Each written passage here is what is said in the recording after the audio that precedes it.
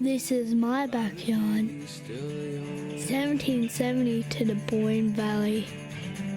Gladstone all the way to Lady Musgrave Island. This is my home, and I will explore every last place. Where do you wanna go? Mountain and the sky. Where do you wanna go? Well, maybe we could fly. Where do you wanna go? It's time to wonder why. Where do you wanna go? While we're still got time. And while I've waited, won't you wait with me? And while I'm waiting, won't you set me free?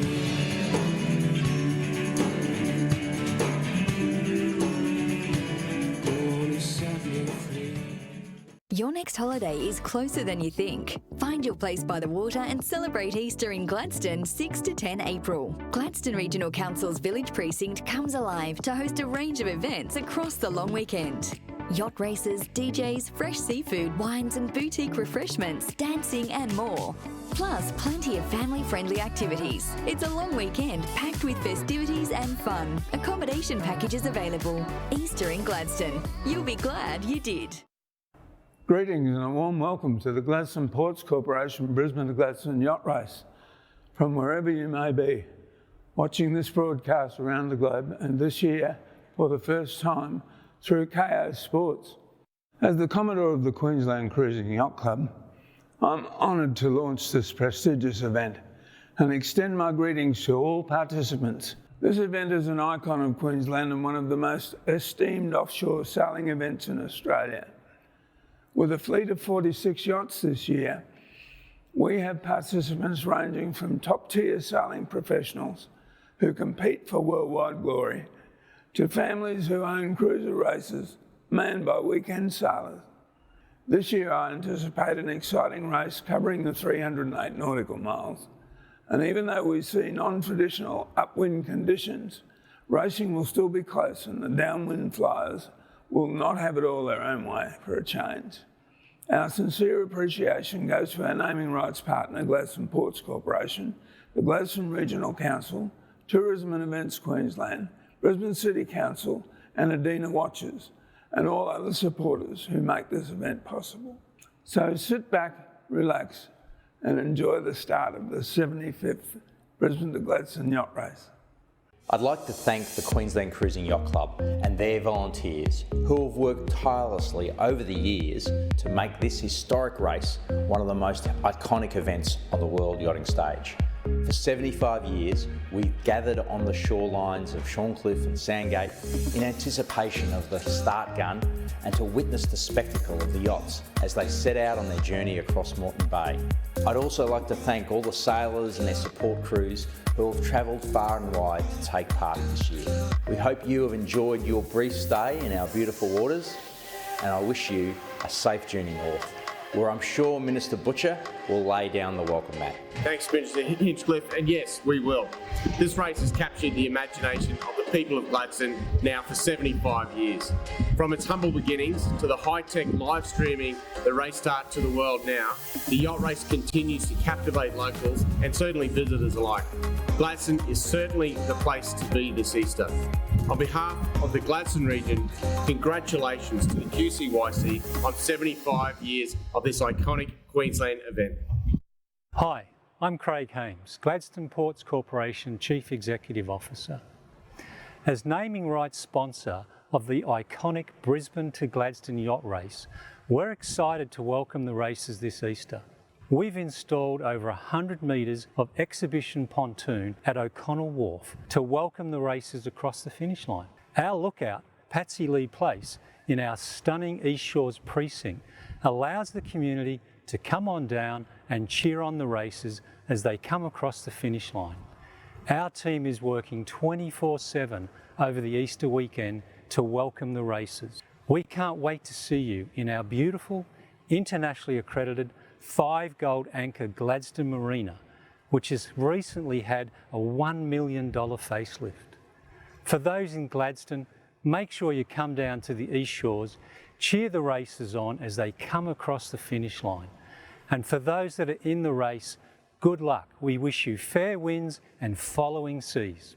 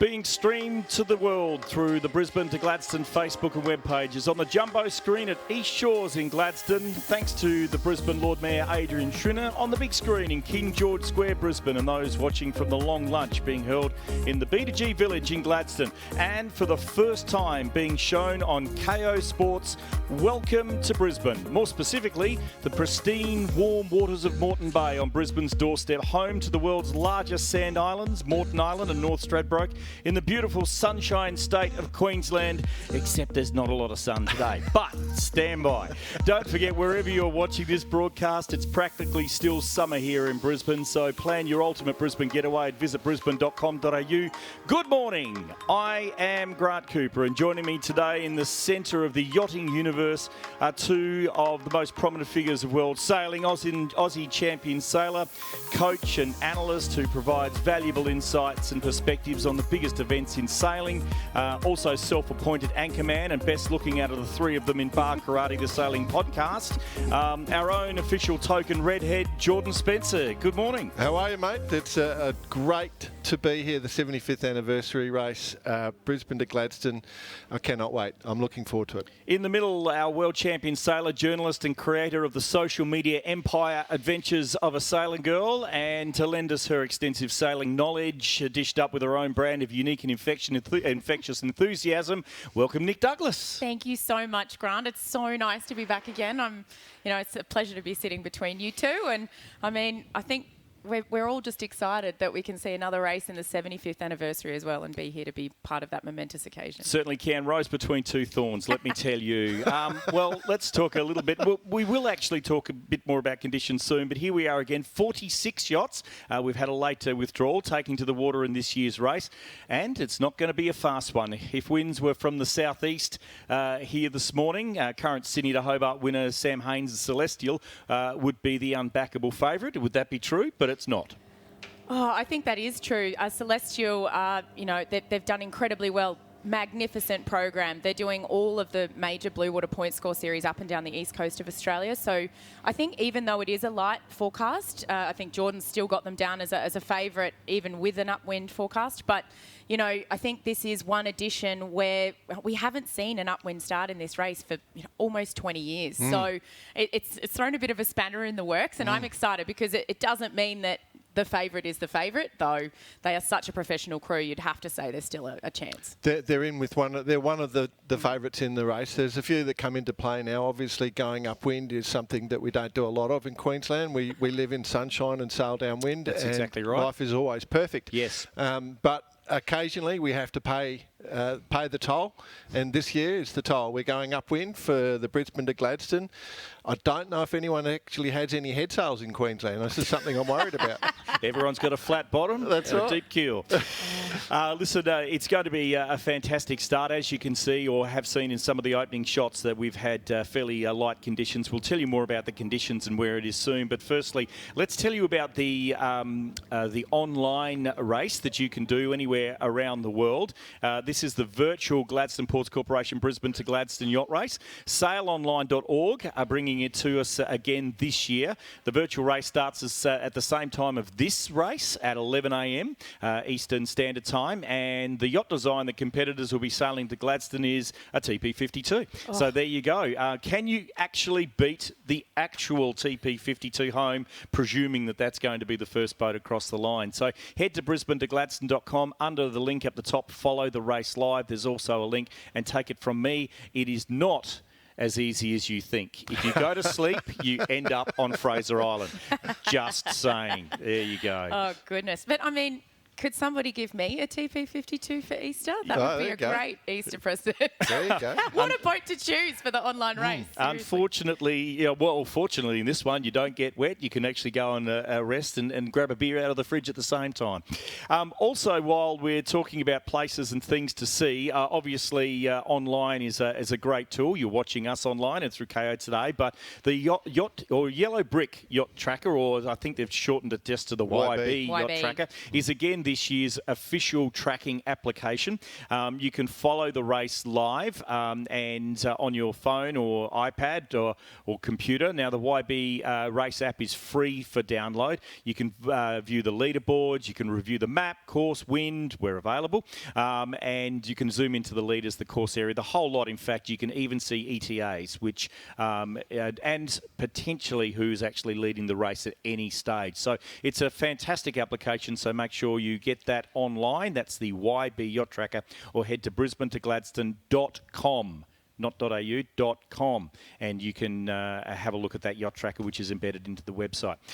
So here we are, Moreton Bay, and not much wind. I know, it's going to be such a tricky start. I mean, Grant, Jordan, we all know that I think people think it's easier when it gets lighter in yacht racing, but that is definitely not the case. It's going to be tricky. They'll be looking for every little zephyr of wind that they can find. So for those looking at this aerial shot with us, you can see there's a few darker patches. That's what the sailors will be looking for. That means that there's a little bit more wind on the course. But that yellow brick tracker, I think we're all going to be looking at it over the next few days. Terrific stuff. You are watching the Brisbane to Gladstone Yacht Race, the Gladstone Ports Corporation Brisbane to Gladstone Yacht Race. We'll be back with more action in just a moment. The historic 75th Brisbane to Gladstone Yacht Race is brought to you by our principal naming rights sponsor, the Gladstone Ports Corporation. Growth, prosperity, community. Adina Watches, official timekeeper of the B2G. The generous support from these race partners. And this live stream event is brought to you by the Gladstone Regional Council's Easter in Gladstone.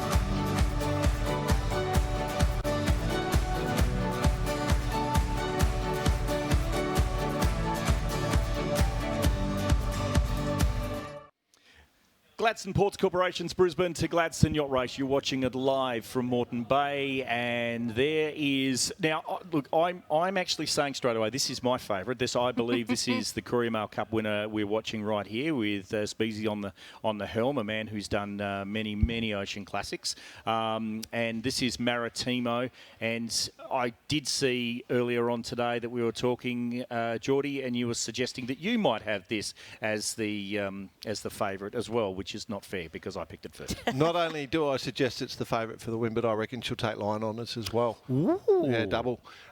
This boat has been set up perfectly. So she's a 54 Carl Shoemaker design. Spent a lot of its life in the US, so in San Francisco Bay. Well sailed crew. Perfect for upwind, downwind sailing, slow. So the TPs can plane away from it when it goes downwind, but now no one's planing for this event. They'll be smashing upwind for a bit later on, and she will handle it really, really well. So I'm pretty comfortable on that bet as long as the navigator does what he's told. Terrific stuff. All right, well, not only that, we'll actually have a bit of a chat about the youngest competitor also. Here we go with Black Diamonds. Now, this is one of the nest of 40-plus footers that are going to be taking out that sort of front mid-fleet battle. It's almost a race within a race, Nick. Definitely, and I mean, it's an RP42 as well, so she'll go okay upwind, and Glenn Burrell and his team have been doing the whole season together. They've done Hamilton Island Race Week all the way through all of the major events on the east coast of Queensland.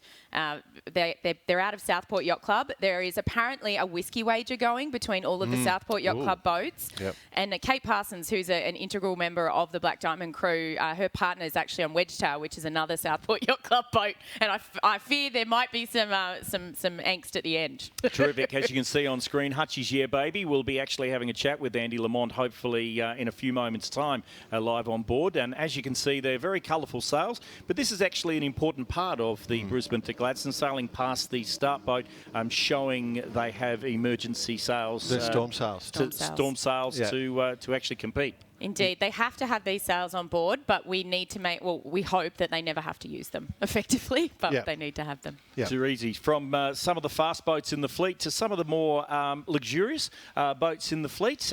This is Sign 3, North Shore 38, with Greg Prop on the helm, and this looks like it's going to be a wonderful boat to take to Gladstone. Oh, beautiful. It's a cruiser as well. Look at that bimini with solar panels on it as well. He's done a lot of cruising throughout the Pacific, including to New Caledonia. So you can see it looks like it'll go all right upwind, actually. Look at that.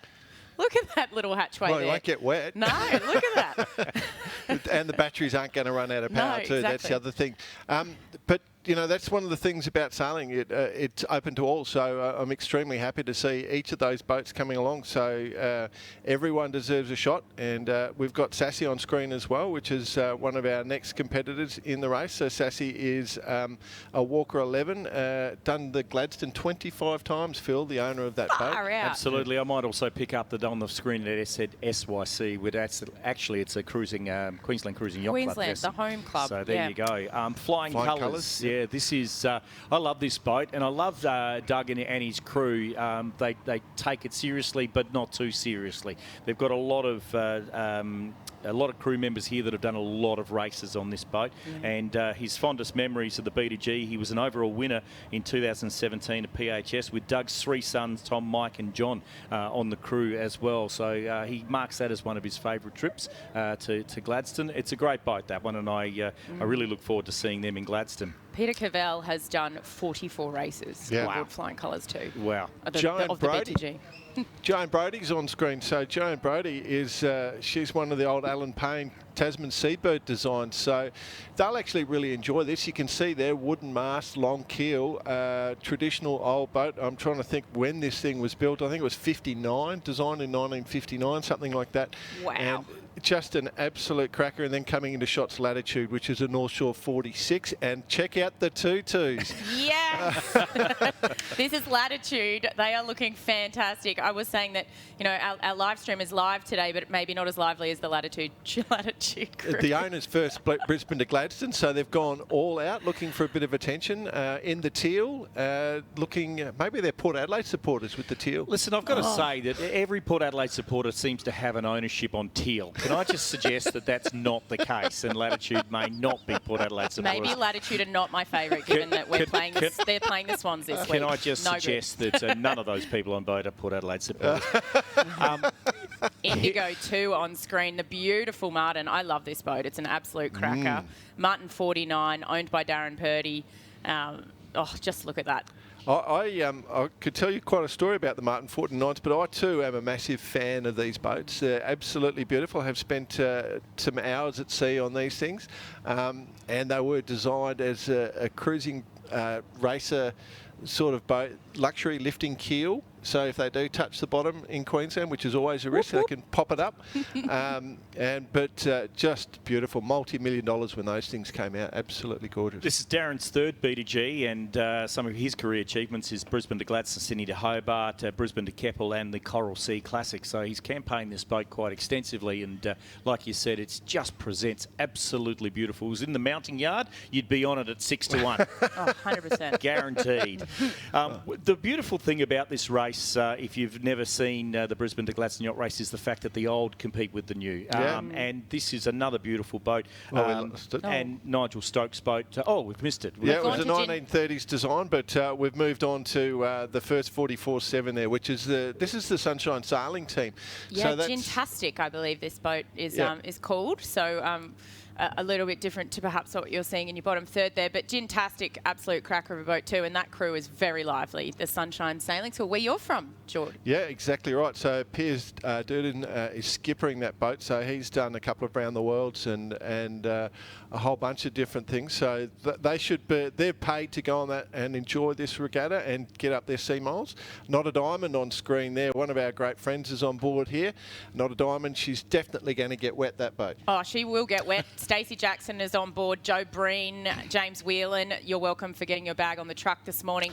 But Not a Diamond. They haven't made it for the last two, so we're hoping it's... This is incredible. The last two campaigns... last two they've had issues. They've had to pull out. And they haven't made it. So, we're fingers are crossed for Not a Diamond. That'll be one of those 40-footers in that 40 mix there. This is Ragamuffin 3, ladies and gentlemen. One of the famous Australian sailing boats. So this thing was in the Admiral's Cup team. It's going as a double-hander. It is. So you can see there's just two people on board. This boat is since...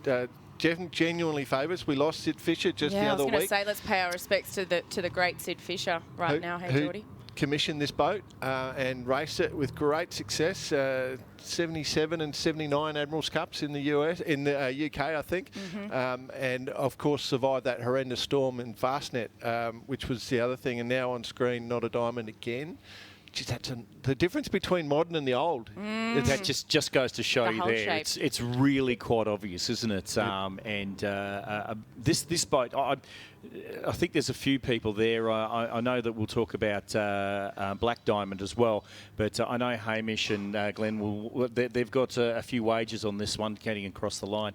Here is active again, Stephanie Kerrin. Now, we actually have a camera on this boat as well, which we'll be able to show you some fantastic photos, but this is a beautiful Humphreys 54. She hasn't been campaigning this of late, though. No, she's had a bit of time off. She won the Jane Tate Memorial Trophy in the Rolex Sydney Hobart in 2019, which is the first skipper that is a female across the line, and she's sort of been on a little bit of a holiday since then, so it's great to see her back for the 75th boat's actually for sale. Yeah. So here we go, an ad for them here. Race Yachts have got her up for sale if you want to find the broker, but she's a beautiful boat. The ex-Oyster Catcher 28, which for those who know the history, so then spent a lot of time in Japan. A 2010 Humphreys 54, so designed by an Irishman. So I don't know if that's a good thing or a bad thing. There we are on board with active again, and they're probably looking at the rain radar right about now. I would suggest as a little bit of a scud comes across, but no, fantastic. And not only has Stephanie put her time into the boat, but also they are a great supporter of the race. And PHRS will be third prize put up by Stephanie of $1,000. So I think they're actually watching the stream. Watching themselves. That's so good. Excellent, very good. I love it.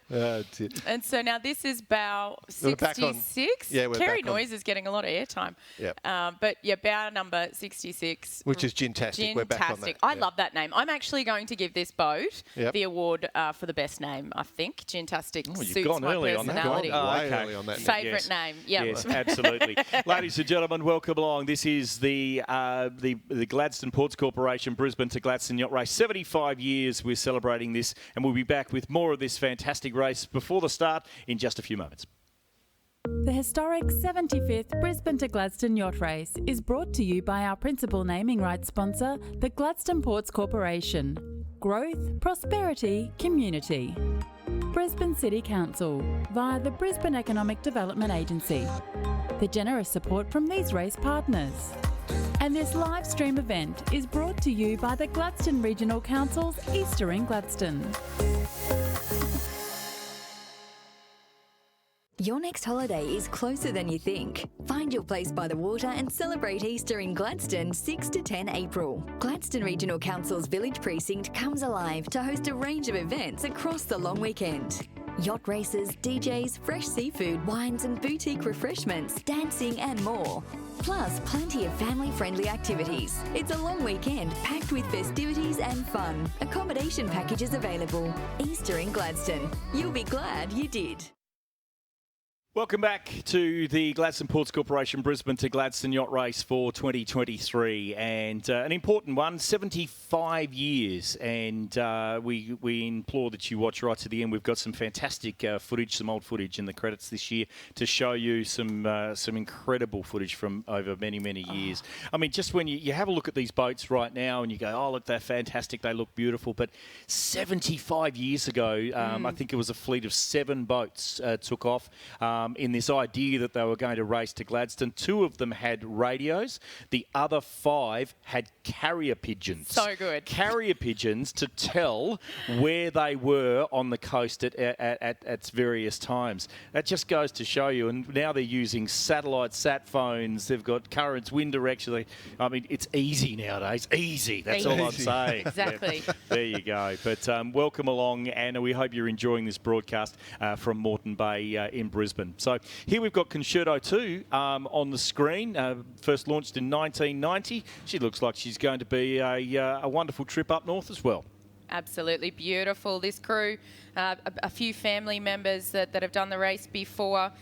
The skipper, Blair Harrison, has actually done 12 Brisbane to Gladstones, and he thinks it's just a great achievement to finish the race. So there you go. That's so true. Absolutely. I mean, tell the people I'm not a diamond. That's oh, yes, exactly. Exactly right. So, yes. Oh, you're very cheeky. Is that the wrong thing to say? I am sorry. But no, look, Momentum, Richard Wendt, a friend of yours there, Geordie. Yes, Richard and Lewis are the owners of this Momentum, and I was speaking to Lewis yesterday before the race, and she was so excited. Her daughter is on board. She's only 15, one of the youngest crews in the race. This team are going to go cruising afterwards for several weeks. They will do quite well. They've got local legend David Lambourne on board calling the shots. Richard, of course, famously was swept overboard doing the Sydney Hobart once. Right. Yep. That's right. And was recovered.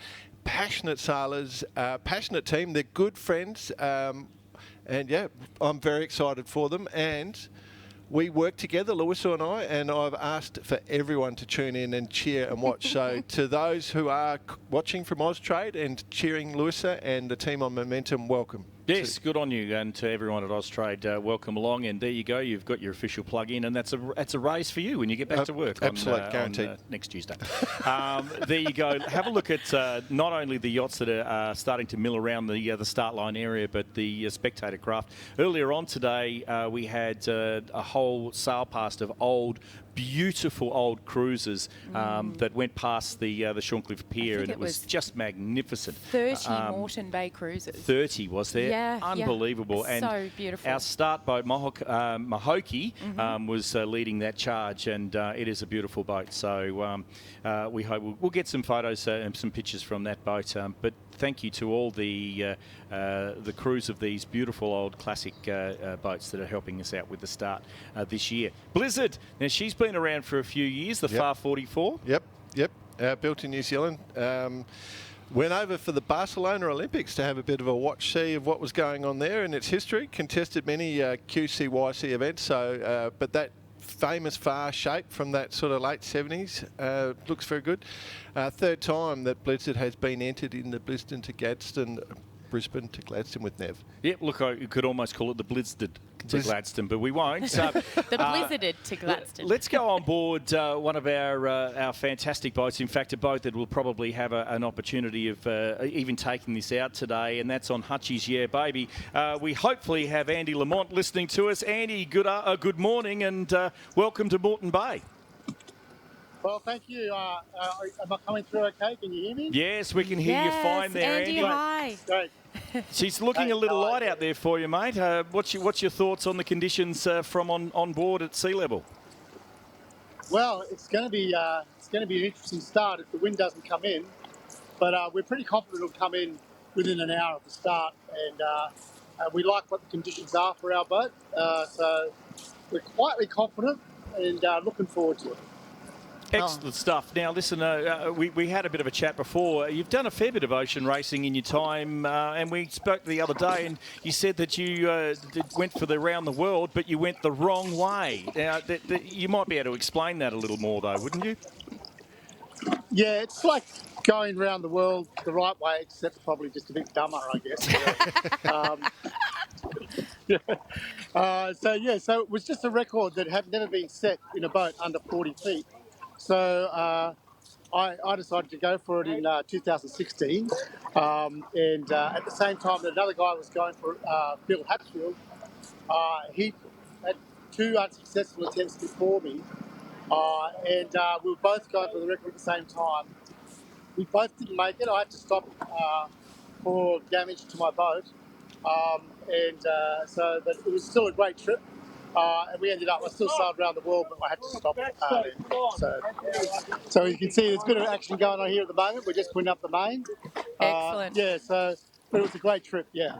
A great trip, and I'm sure you've learned a little bit of patience, which you might need for this race, Andy. It's looking a little slow. Yes. Yeah, when there was no wind when I was sailing around the world, I just put all the sails down and have a sleep. But I don't think the crew's going to be happy if I try that on this race. So, yeah. Andy, famously, you tried to go around the world the wrong way by yourself in an SNS 34. You love your windsurfing, you love your kiteboarding, all single-handed stuff. All single-handed stuff. Do you not play well with others because you've got a whole bunch of people? Are you going to be difficult? Yeah, I'm a bit difficult. But what I found is these guys argue less than all my imaginary friends I have going around the world. So tell us a little bit about your boat, Andy, if you can. Why is it going to be a front runner this year? Well, it's not as fun as TP52, so it rates a little bit better. But in the sort of light upwind conditions, it's not that far behind, the Celestial and those boats. So I think us and the Martin 49 and Karumba, we're all a good chance in that sort of plus, 45 foot. Of course, also Mayfair as well. So we're all, we're all around that, 122 to 128 rating. And so that will suit us in this race going upwind. If it was downwind, the fastest TPs would be planing before we get to plane. So downwind, we need, 20 plus knots to stay competitive. So that's why I think this boat could be suited for this year's race. So, yeah. Andy, thank you so much for explaining that, and thank you for joining us live on the Brisbane to Gladstone first live broadcast today. And we hope you have a nice, safe trip up there, and best of luck for the race in the 75th anniversary. Yeah, well, thanks a lot, guys. Really appreciate you crossing to us, and we'll see you in Gladstone. There's Andy Lamont on Hutchie's Yeah Baby, number 50. Keep an eye out for it. She is going to be very, very competitive this year. You are watching the Brisbane to Gladstone Yacht Race, the Gladstone Ports Corporation Brisbane to Gladstone Yacht Race in its 75th year.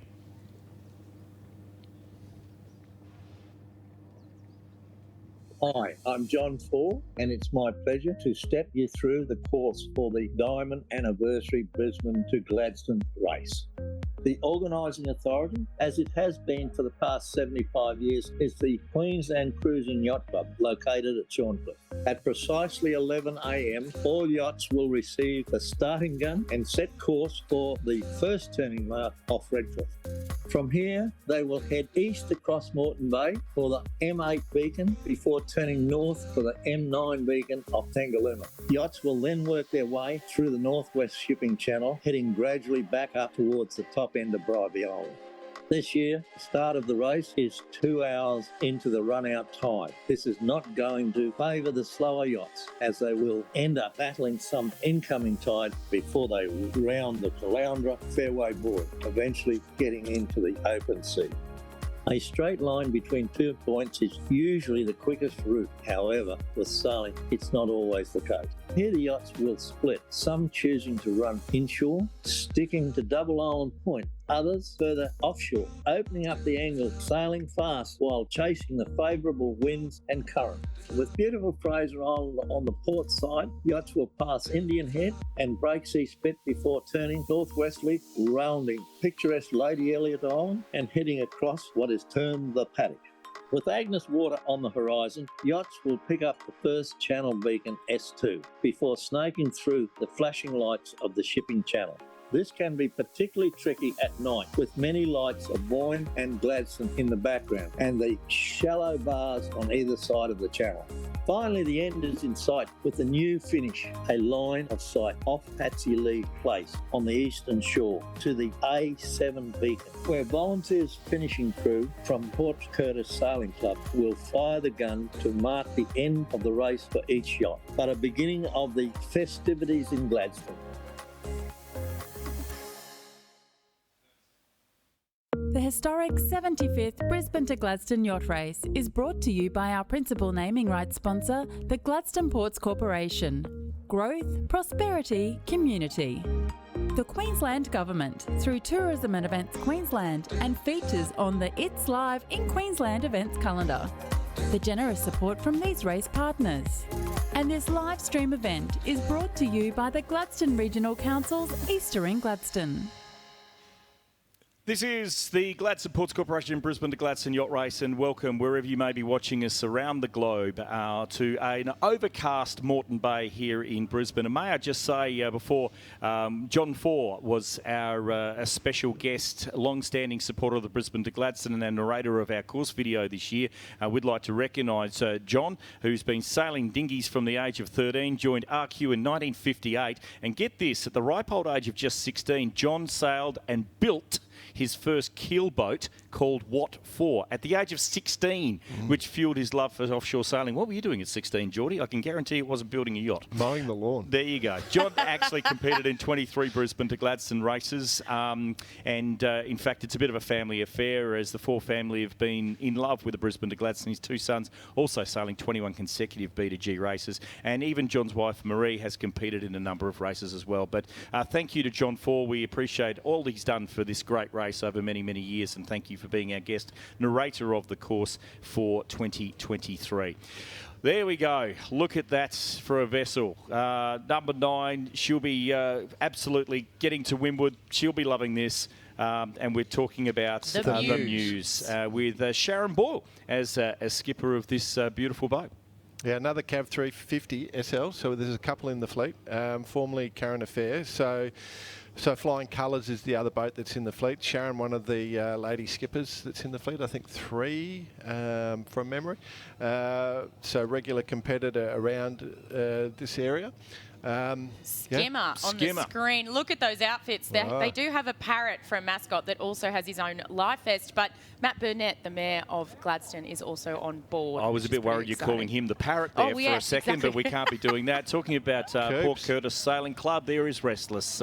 Johnny Ibel and his fantastic team, Cape 35, have actually done a Keppel to Mackay or Yeppoon to Mackay race on this actual vessel, and when owned by Ray Hobbs many, many years ago. But John has been campaigning this Cape 35 for many, many years, and of course keeps the keelboat section alive there, along with 2 other Port Curtis Sailing Club boats, which we'll talk about during the day.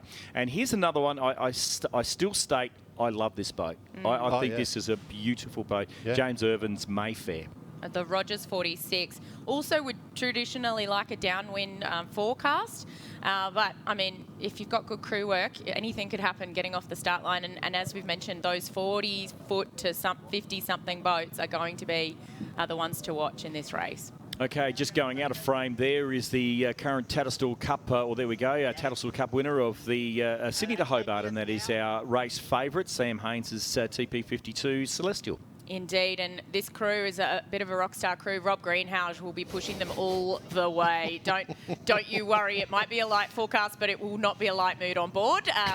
He's an absolute legend. He's a lovely human, but he really does get in the zone. Done a number of ocean races, as Jordan will know, and yeah, his crew is locked and loaded. Sam and his crew actually have done a lot of pre-promotion for this event too. Yep. They are very involved with sailing and the Vice Commodore of the Cruising Yacht Club of Australia. Correct. And his love is in sailing. Unfortunately pipped last year by Ichiban. Just pipped, yeah. Just pipped, but they're back to claim the crown as their own this year. They would love to have a crack at it. Howard Smith Wharves, we had a bit of an activation there with the boat underneath that beautiful bridge that was lit up in the Brisbane to Gladstone or the QCYC colours over the past few nights, along with a few other momentous areas around Brisbane, which was amazing to see. Yeah, terrific stuff, and to thank you very much to Sam for all he's done in the pre-promotion of this fantastic event. We're only 19 and a half minutes away from the start of this race. On board with active again. Things are starting to get a bit more tense. You can see there's some worrying looks there, but Stephanie Kerrin on board, and you can see her down the left-hand side of screen, just getting a bit of an idea. They're setting up for the start, and looks like there's a bit more wind there than we thought there was going to be, actually. Go. No, I was just going to say, it looks like they're moving along quite well. Yeah. I mean, Jordan, you've seen the forecast, you've looked at it in length. I mean, what are we thinking about with the forecast? What would you be doing if you were getting prepared now, ready to rock in 18 minutes?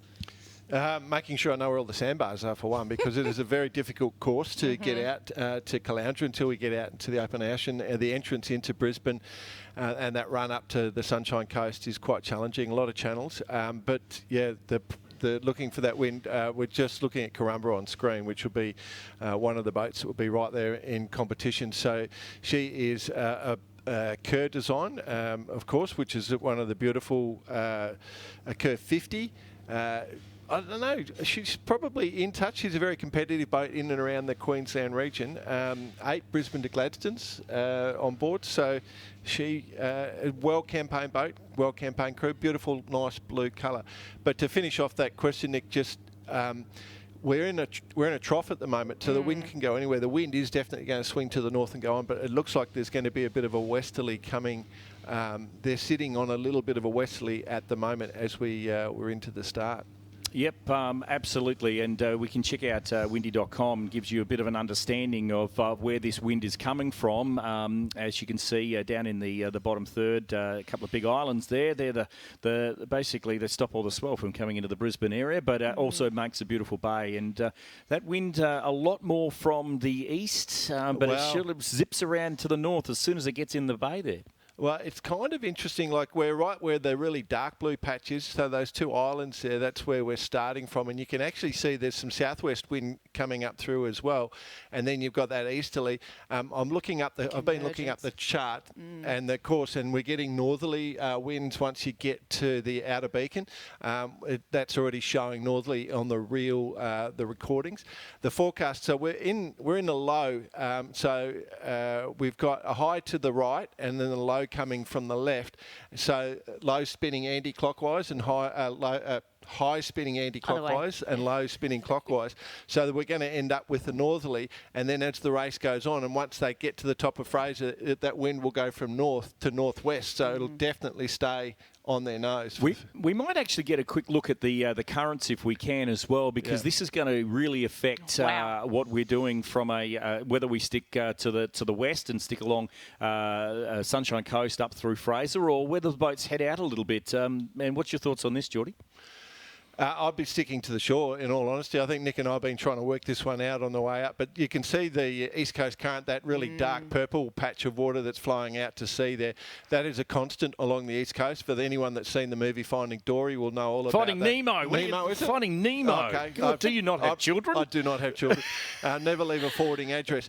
But But what I you think, can... you can basically see there along the shore on the east coast there is a lot less current to have to contend with. And when there's not much wind in the forecast, you really need to take that into consideration. So we're talking about basically all of the boats should be sticking to the eastern side of the rum line. The rum line being the line that is going... The western side. The western side, sorry. Yeah. So to the shore. So we want them to stick to the western side of the rum line essentially so that they're minimising their current effect and going the shortest possible and distance. they will get the new breeze sooner because that next breeze is coming from the left is what I'd expect. So yeah, and smoother water too, likely because they're closer to shore. That's the argument that we've got, and I'd expect that that's what most people would be starting to do. So terrific stuff. Let's have a look at this boat here. This is an amazing boat. You had a bit of a chat with these guys, Annika Thompson, another female skipper. But this is an electric boat, the first ever electric boat to compete in the Sydney to Hobart Yacht Race, and special dispensation this year to be able to carry less diesel because of their electric and their batteries on board. This is a fantastic story, this boat. Oh, it is absolutely beautiful. Annika Thompson and Ian Tomo Thompson found this boat. It was absolutely ruined.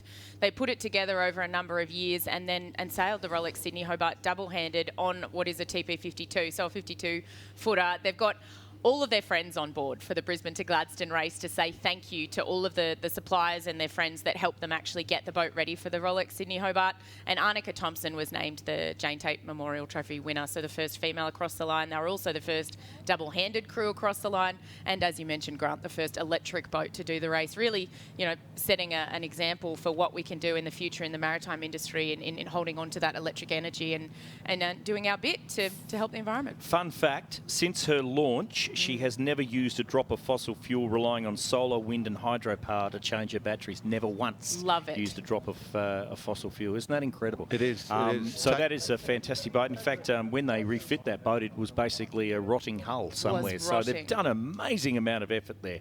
So we're only less than 14 minutes away from the start of the Gladstone Ports Corporation Brisbane to Gladstone Yacht Race, 75th year, and boats are starting to become a little bit more serious. They are, and we've actually heard that a Wedgetail crew member has potentially gone overboard, so there's a little bit of an MOB happening at the moment with Wedgetail, and Restless is actually standing by to help them with that. So before the start happens, we're already seeing the community gather around each other and get that crew member back on board. I wonder what he was doing to fall overboard when the sea state's not so rough. In these conditions. Yeah. It's probably Gary McCarthy and they pushed him overboard. Oh, fantastic. So good. Now, obviously we've had a bit of an idea of who we think is going to perform well today. We've probably got Maratimo up somewhere near the top. Of course, Sam and his Celestial, the TP52. Have you got any others, Geordie? Because unlike a former commentator and a friend of the panels, Dave Turton, who used to just say everyone was a chance and then just rattle off the entire amount, you've got a couple of outsiders that you're thinking of? Well, you'd have to. If I throw some names at you, so I'd be looking at Mayfair. It's definitely in play, which is the Rogers 46 we saw before. Black Diamond is the Jeep, the 42. The RP42, yeah. Yeah, RP Rockall Pew, or it fits into the GP rule, I think. The Wedgetail, of course, which is David Rose. We hadn't seen that on screen yet. That's new to David Rose. That's a well-born 42, not a diamond we've seen before. Maybe they dumped that crew member because they don't want the crew weight. Less weight. Maybe a Zero, the SNS 34, the beautifully set up SNS 34, and Black Dog, the J111, are the outsiders that I've got in. And then the last one, I've got two more, Minerva and LC Old School Racing. So. Terrific. Would you put this Cookson 12, Trouble and Strife, in there? They could have a crack. A Cookson 12, though, I mean, they've got a not as deep a keel as an SNS, which is, I'm thinking that a Juro might have a little bit of a They wing. run water ballast on that thing, I think, so it's probably more set up to go downwind, I reckon. But, that a well-sailed boat is always in touch, and with upwind conditions, it becomes becomes more tactical rather than just a speed run. So it opens up the fleet a bit. And as you mentioned, the depth is really going to come into play with current and whatnot. Sure. Well, we wish Condi all the best for that one. And, of course, Royal Queensland Yacht Squadron, one of the many boats that RQ put in this event, and a very an integral friend of this race. And to all the RQ yachts, best of luck for this year. Look, we're only seconds away now from the 10-minute gun. Perhaps we can have a little bit of a chat about what people are expecting or what we can expect to see on the start boat and the starting procedure, because it's not as easy as ready, set, go. Yeah. Do you want me to do that? Well, go for it, Geordie. Yeah. So the secret to starting is we want to hit the line. There's a line between 2 points that you have to visualise. You want to hit the line as the clock counts down to 0. So they'll fly flags to indicate everything. So they're going to give a 10-minute flag just to let people know that they're on station, which will be an orange flag. At 5 minutes, they'll fly what's called a class flag, which will be the QCYC flag. At 4 minutes, they'll fly an I flag. An I flag is a signal to the fleet that if you go over the line, if you're over the line at the gun, you have to go around the outside, so go out around the edges of the line and back in. Normally in a race, you can dip back behind the line, not in this race. At 1 minute, that I flag will come down, and at 0, the class flag will come down. So the idea is to be hitting the line at full speed without being over the line. The conundrum for today that will catch people, it's light winds, and there's a lot of outflowing tide pushing them over the line. And in that situation, you often see boats go over the line. Nick, you've seen that many a time. Seen it many a time, and you really have to time your run perfectly, but keep going as fast as you possibly can. Well, we'll be looking at 10 minutes from as soon as the there it goes. There's the 10-minute flag going up, and the hooter being sounded by Vice Commodore Harley Collishaw, who will be retiring after this event as Vice Commodore, and that's basically saying to the guys, we've got a race happening. It's a very green shade of orange. It is. They've got an orange flag up as well, I believe. So on station flag. I just did that automatically, but so they're ready to go. But so 10 minutes. Crankstar on the screen, number 46, one of the 4 far 40s. There are 2 far 40s in this race, and I've had a little bit of a message from them. Actually, Andrew Wicklin is the owner, and Scott Miller is the tactician. Though he said that if it starts raining, he will become the navigator for the race and go downstairs. So thanks to Crankstar for sending me that message. It's quite entertaining. But far 40s, I mean, do we rate them? Are they going to have a good race? Absolutely. Perfect boat for these sort of conditions. Absolutely. And they match race those two. Aramex and Crankstar do not let each other have a bar. Look, you're not a diamond, you're black diamond, all these boats are going to be it's going to be enthralling to watch. Crankster diamond. Crankster diamond. Every boat's got a diamond in it somewhere. But no, it's just going to be enthralling to watch that battle of those 40 to 45 footers. It's going to be quite exceptional. But yes, we're getting down. As you can see, and now we normally say in Queensland, beautiful one day, perfect the next. How more perfect can you get than not having to put any suntan cream on today or sunburn cream? Those conditions are quite less than what we've seen in the past few years. Always throws up a little bit of a challenge, this race. And this year, if you haven't understood or just joined us for the broadcast, it will be an upwind start. So the colourful spectacle that we've seen in the past few years of spinnakers and asymmetricals being unfurled before the race will not be happening. The sails that you see are probably the sails that you're going to get for 90% of the race. Indeed, and it's unusual. I mean, all of the ocean races that we've been watching on the east coast of Australia for the last little while have been downwinders, and we've basically had the joke that they've never had to crack a jib or change a headsail.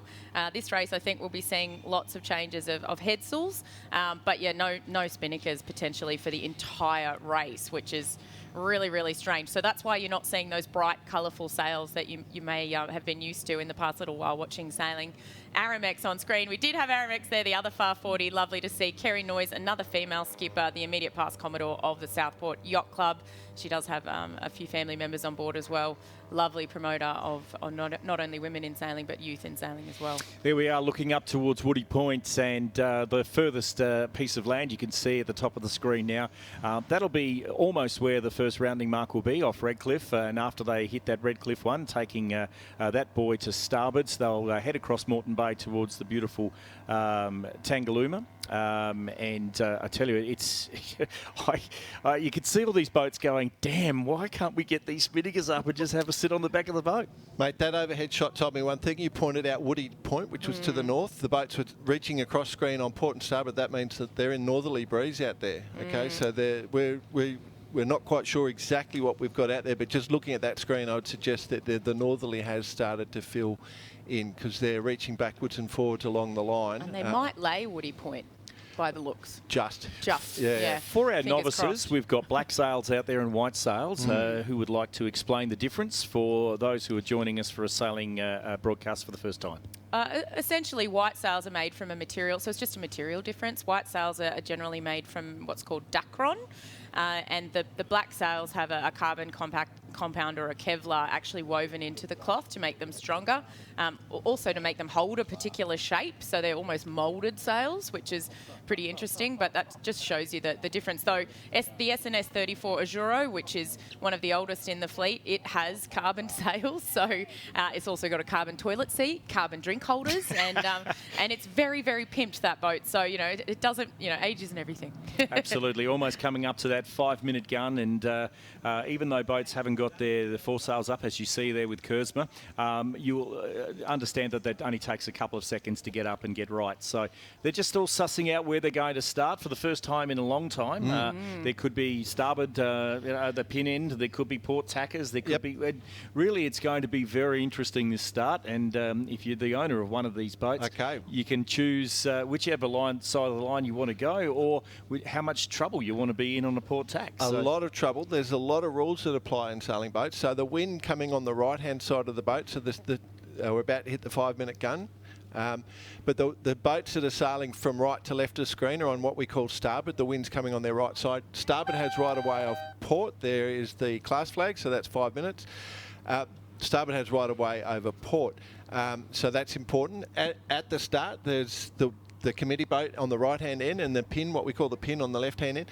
You do not have to give room at a starting mark. Ooh. So you can be luffed up to head to wind. Head to wind, yep. But so any boat that comes above that tries to squeeze in can be forced out.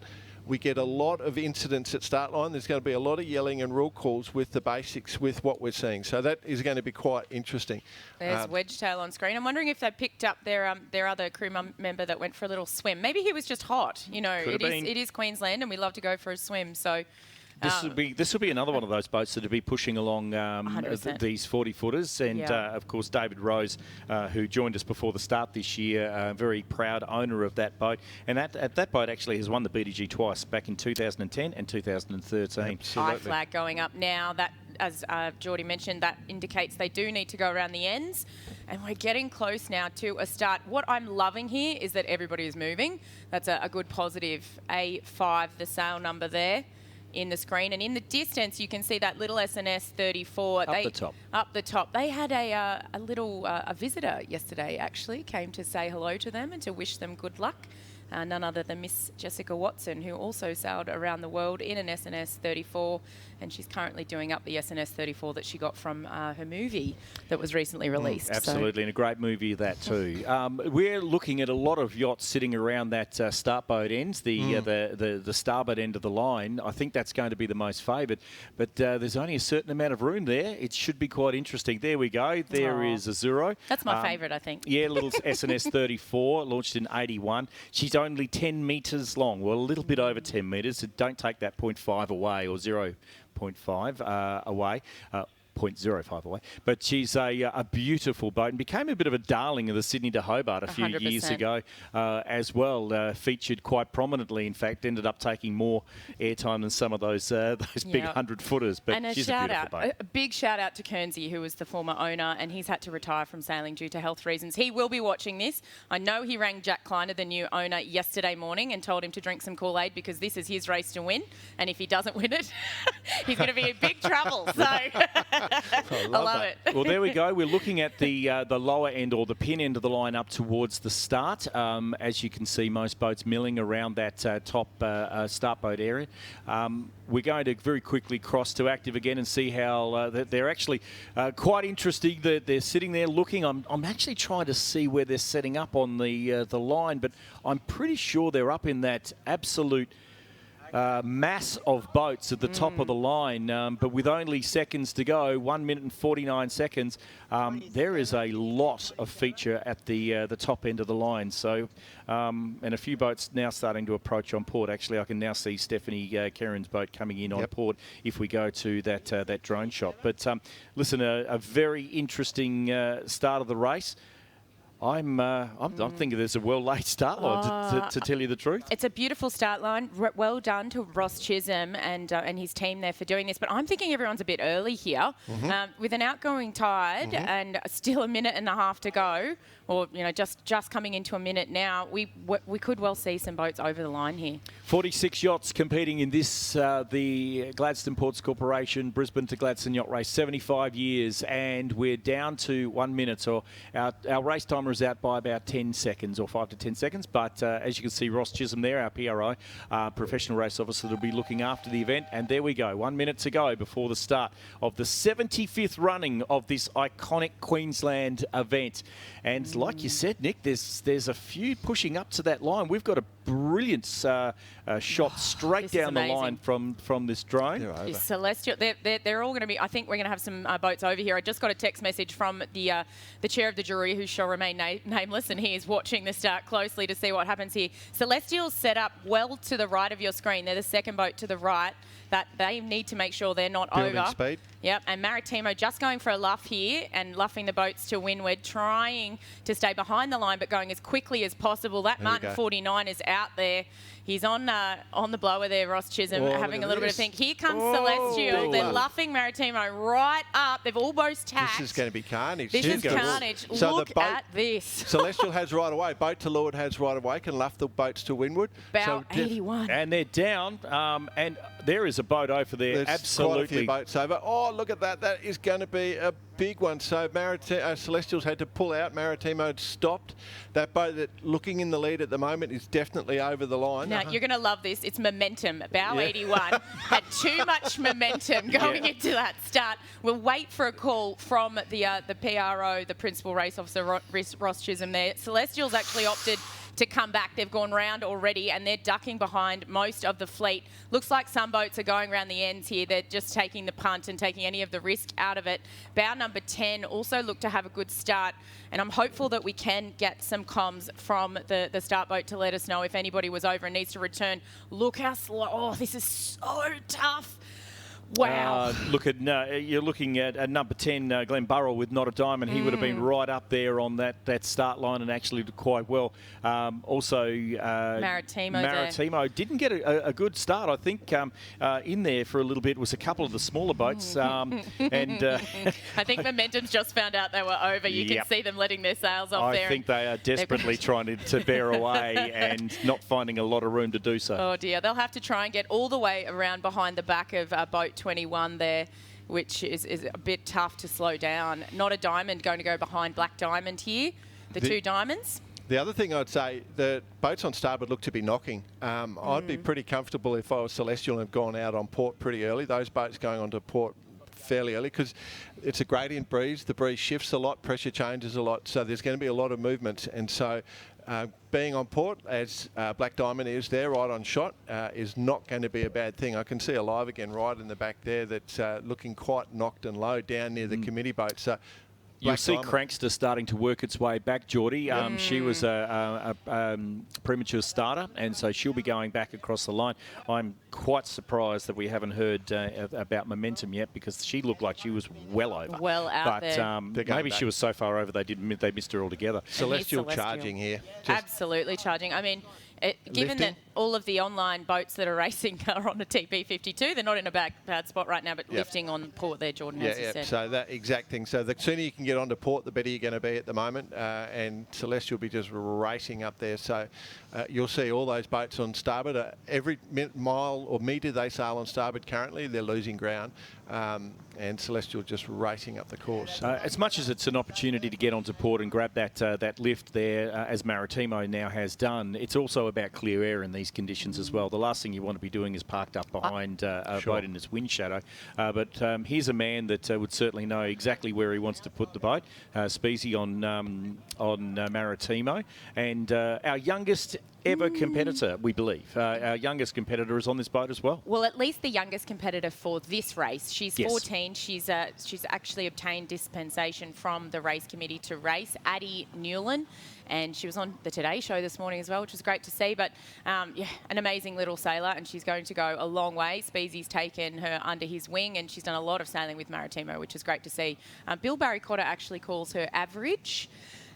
Not because she's average, but because she brings the average age down. Oh, there you go. Which is absolutely hilarious. But yeah, a little glamour there. But I've actually heard reports that Tom Barker, the son of the Barkers from Brad Barker, indeed, Marika. from Port Curtis Sailing Club, did the race when he was 12 before there was actually a rule. So, yeah, pretty interesting there. Big heritage with the Barkers, of course, with this race. That's the Martin 49 on screen, Indigo 2. Yep, just Darren Petty's team just charging up, looking beautifully set up. They look quite powered up. A few of the boats I was just looking at Maratimo before looked underpowered, and they're looking quite powered up. There's the little Hansi. Genesis double-handed team sailing along there, so they're having to tack. It'll be a nightmare being a double-handed sailing up wind course. It's like there's a little bit of rain out there too. But that's a Hansi. It'll have a self-tacking jib. The Hansis famously always have a self-tacking jib, and they're probably going to be the most happy with that. Look at Azuro here coming across on port.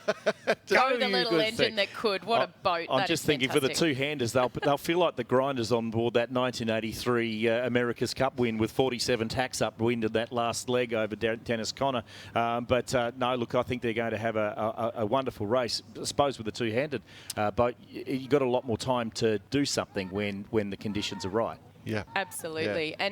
And I think you mentioned before, Grant, that you want to make sure that you're in clear air, and that could be one of the biggest things to consider. I would actually say that arguably in these conditions, it's the biggest thing you have to consider. You're looking for air all the time. And, oh, wow. So I'm going to argue that is Celestial and Mayfair, the two boats at the top of screen out there.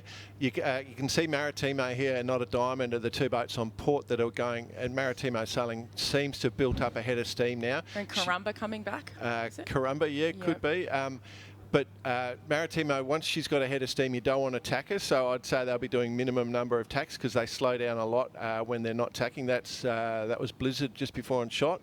Oh, look at that. There we go. Pagan 2, ladies and gentlemen. Have a look at this beautiful boat from QCYC, entered in the IRC, PHF Vintage, AMS, and also the cruising division. It's a beautiful Tasman Sea, but now this is art, ladies and gentlemen. This boat, and Peter Kerr is sailing this 1962. She was launched, and she will be heading to Gladstone in her own way. Left the dock this morning from the Queensland Cruising Yacht Club with a bagpiper on the bow.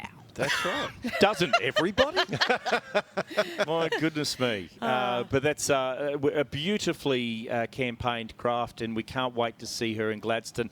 I was speaking to the Mayor, who was very, very worried that he might not get there until Thursday.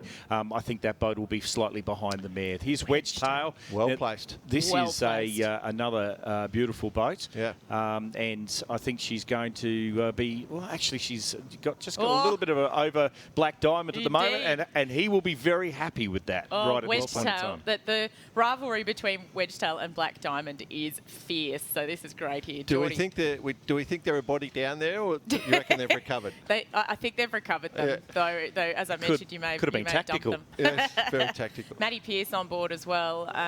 David Rosie, as we mentioned. Gary McCarthy, as you mentioned, Geordie. Yeah.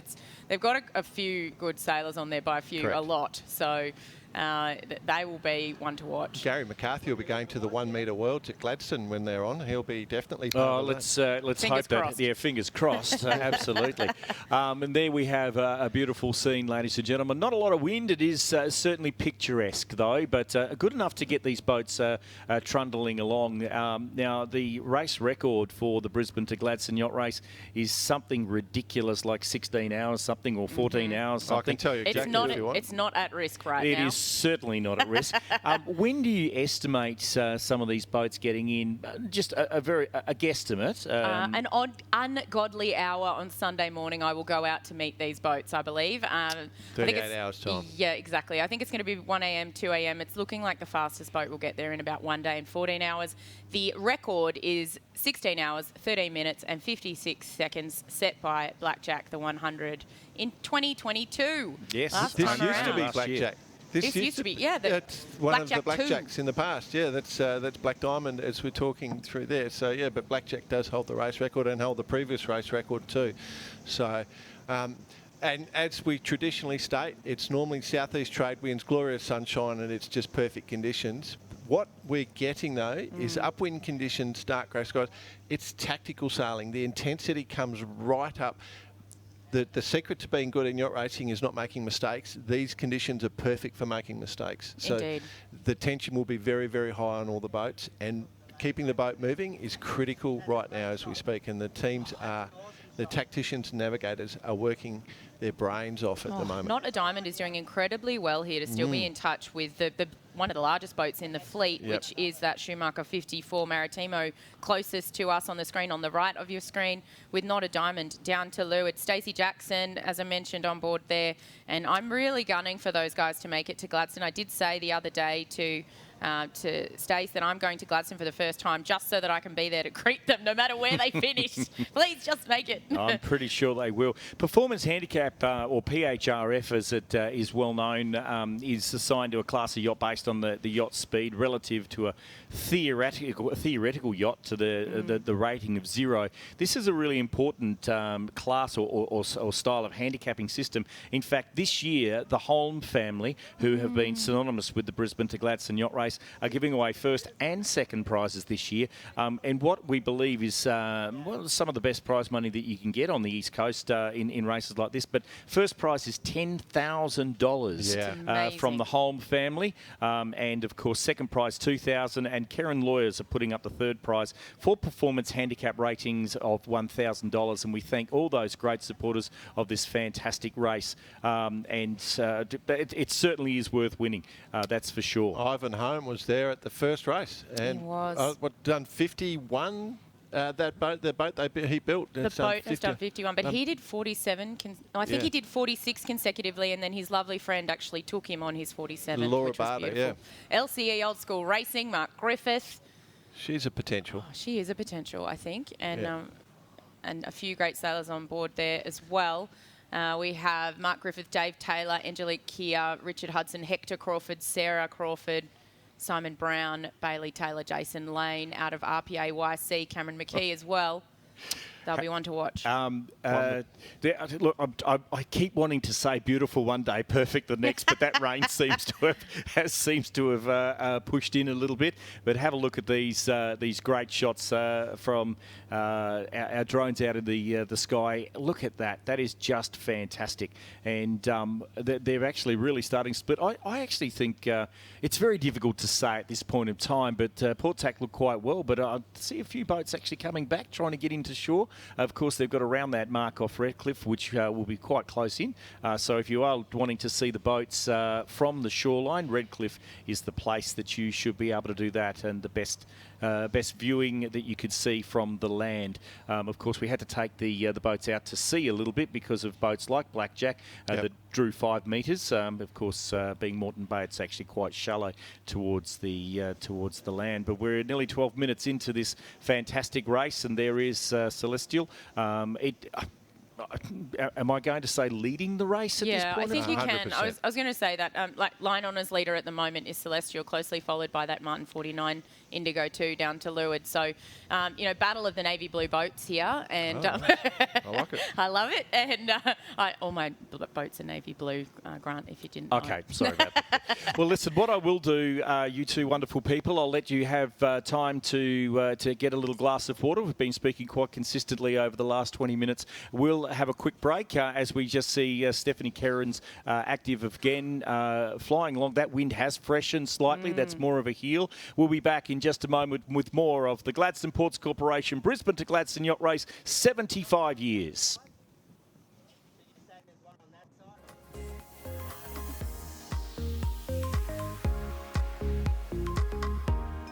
The historic 75th Brisbane to Gladstone Yacht Race is brought to you by our principal naming rights sponsor, the Gladstone Ports Corporation. Growth, prosperity, community.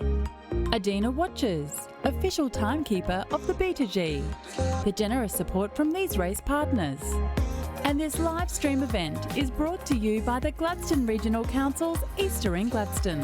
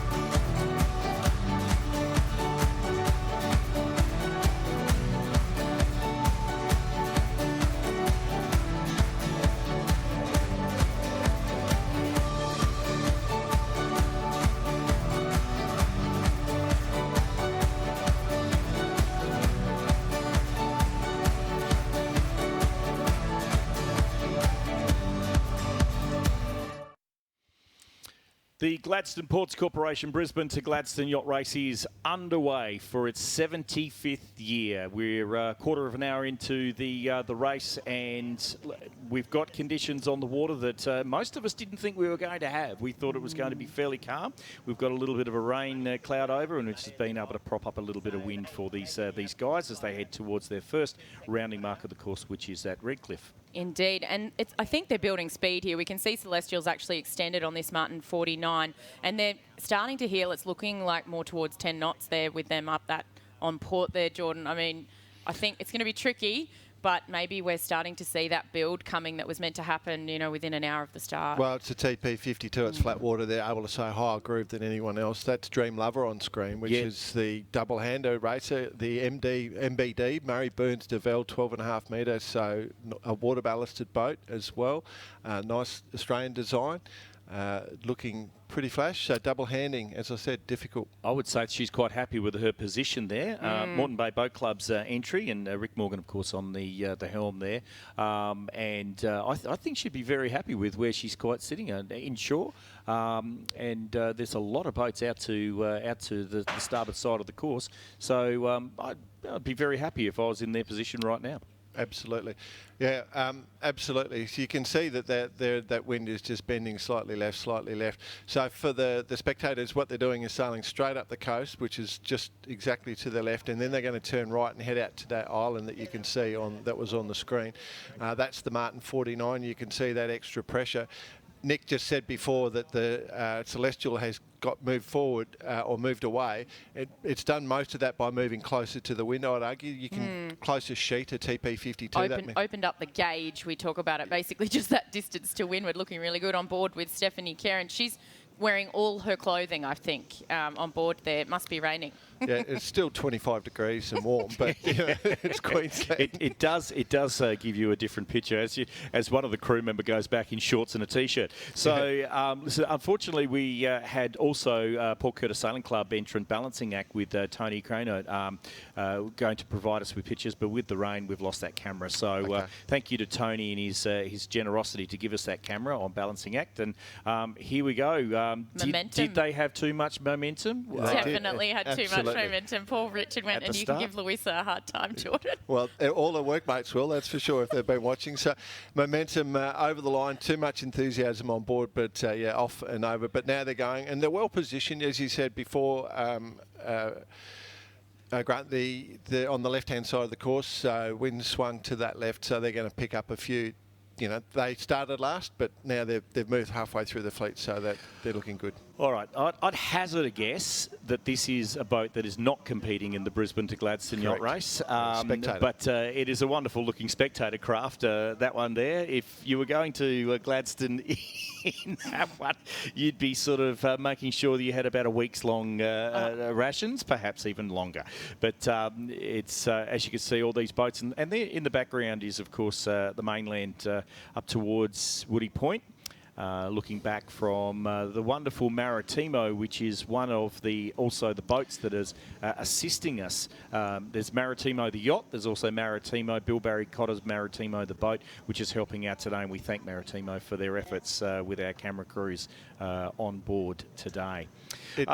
I was just going to say, you know, it shows you how slow this race is going to be because of the upwind, the lighter winds. We're used to just racing away and flying down the course.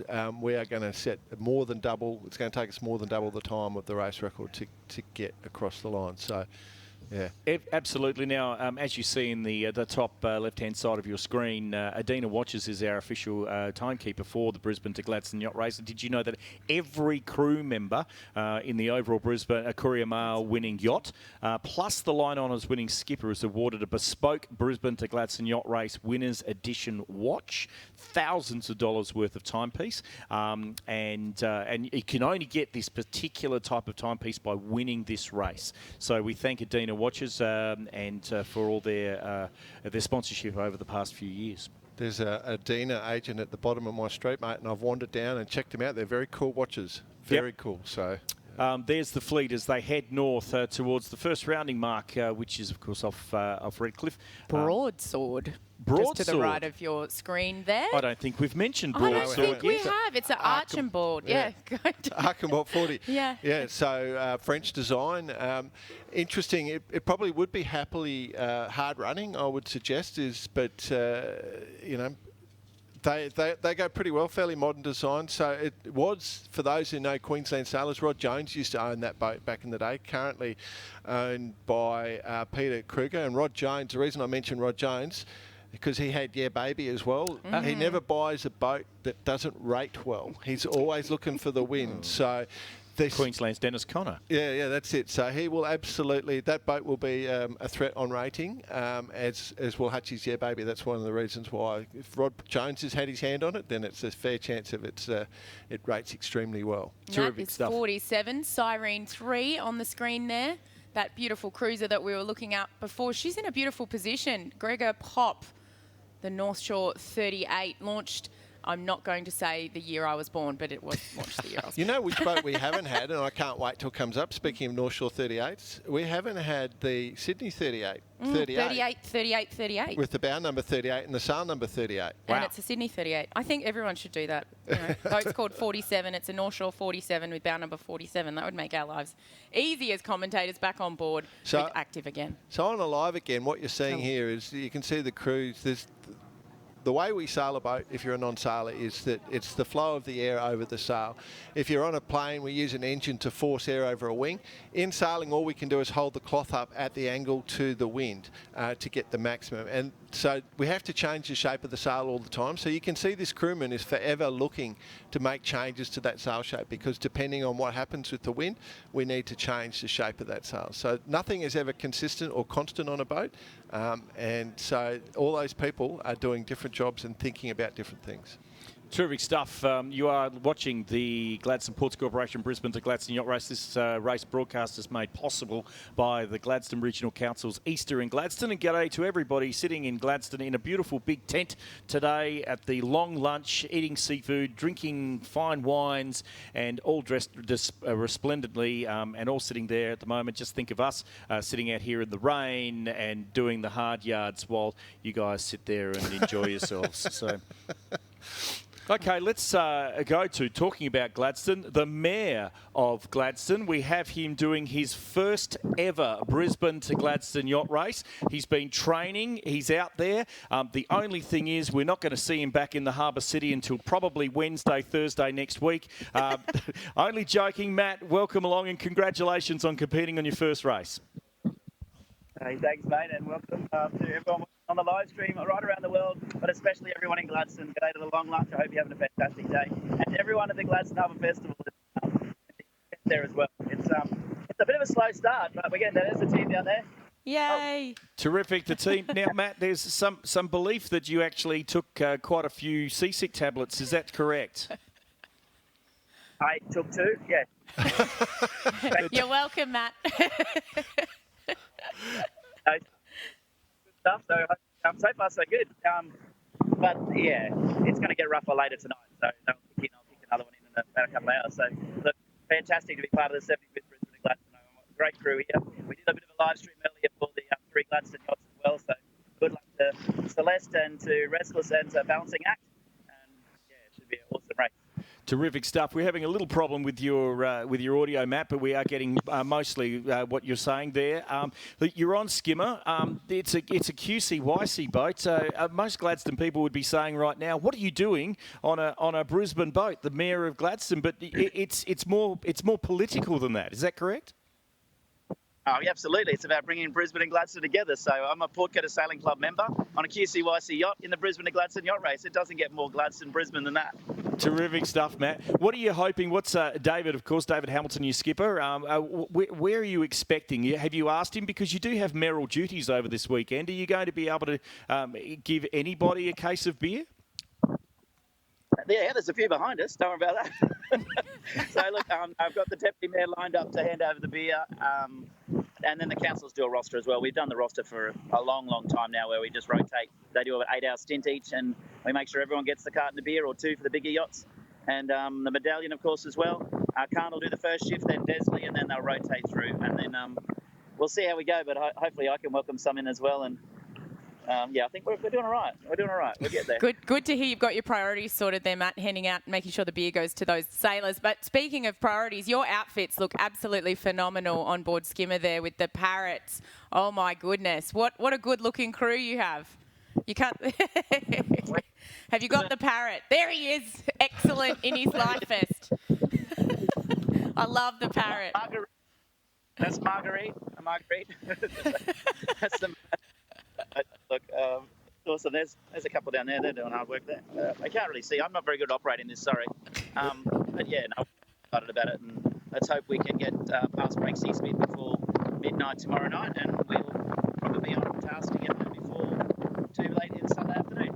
Matthew, just finally, the Gladstone Regional Council has been a great supporter of this race. Of course, 75 years the boats have been coming in, and the council has organised ever since, even back in the early days, ringing the town bell to let the constituents of Gladstone know when the first boats are coming in. It's fantastic. Your council is behind this race and has been since the 69th. Yeah, absolutely. With the live stream, that's just absolutely changed our race forever. And obviously, everyone watching on KO as well. First time KO's picked it up, so hopefully they'll keep it for next year as well. And it was KO freebies too, which means you didn't even have to sign up. But hopefully they'll get some more subscriptions out of it now and keep live streaming our race next year. So we love it. This is fantastic. It's the best time of the year to be in Gladstone. And if you're watching and you're not sure what to do this Easter, there's still plenty to do in Gladstone. There's the Seafood Festival tomorrow. There's the Harbour Festival. There's so much to do. Come and join us for Easter in Gladstone. You'll be glad you did. Mate, are you nervous about anything? Not really, but yeah, the hail that they predicted, yeah, I guess a little nervous about the hail, but hopefully there's no hail. Terrific stuff. Matthew, thank you for joining us, and best of luck to David and your crew there on board Skimmer, the QCYC entrant for this year, and fair winds, good sailing, and we hope to see you in Gladstone before you get too much more stubble on that face, and I'm sure it'll be probably around about the Sunday night, maybe Monday morning. Anyway, Matt, enjoy the trip. Thanks for joining us on the Gladstone Ports Corporation Brisbane to Gladstone live stream on KO Sports. Thank you, mate. Yeah, you have to think a parrot on board called Isn't that Margaret. Yeah. They're playing Jimmy Buffett music all the way up there. Yeah, it's called Marguerite, and she has her own life jacket, which I love. Yep. So safety first, ladies and gentlemen. Excellent. There's some fantastic shots from our helicopter as we fly over the fleet of the 75th Gladstone Ports Corporation Brisbane to Gladstone Yacht Race. As you can see there, well, actually, I was about to mention the 40s, but here is Karumba, and Tim has been saying that he's ready to win this. They had a successful run the last couple of years, actually, but this will be good for him this year. But I think it's a downwinder, though, isn't it? Well, I mean, upwind races, you know, they can still do well. A bit of smart tactical nous. We need to start asking some of these teams where they're going. Right? We need to actually work out what their plans are. But she's Carumba right there is just charging along. She's built up a good head of speed. She looks in perfect comfort at the moment, so should be going quite well. I would suggest. I'd be pretty happy if I was on Carumba. And there, oh look, speaking of got a head of speed, there's Active again, just charging along. So that Humphreys 54, Shoemaker 54. Humphreys 54 is Active again. Maratimo. They're the two biggest, well, the largest, longest boats in the fleet. But as we've mentioned, the TP52 Celestial should be the fastest on line honours, though with the head-on conditions or the on-the-nose conditions, I mean, the Schumacher or the Humphreys could have a crack at this. So it's going to be onto the wire. And as we continually mention, those 40-something footers all the way through to the 50s will be nipping at their heels. So they need to stay on their toes on board with Active again as they do attack there. You can see all the work going into changing direction on a boat. So they have to move the mainsail, they have to move the traveller, they have to change the jib from side to side. The grinder pedestal in the middle, and so they're just grinding up that jib just as we speak. So all that thought and all that debate. So our man there in the grey shirt is the trimmer. He's got the Doyle Sales logo. We'll give him a free plug. And so he's clearly on board as trimmer. And there you go, do a bit of tactics as well, just talking about sailing angles. So the thought process, the thing from the overhead shot that I was thinking, Grant, when I was looking at that before, is how spread apart the fleet is starting to get already. And that's what we're going to see. Okay, I'd also like to say, as we said, for the first time ever, we're broadcasting through KO Sports, and we thank KO for taking us on board this year for this fantastic and legendary yacht race, but also to everybody that's on live streaming and watching on Facebook Live and also on the Brisbane to Gladstone website. But g'day to everybody who's been leaving great commentary and comments on board our Facebook page, and we've been getting a lot of great comments through there, and we appreciate you letting us know all about and the boats that you are actually supporting and where you're actually watching from around the world. So here we are. It is nearly half an hour into this fantastic 75th edition of the Gladstone Ports Corporation Brisbane to Gladstone Yacht Race.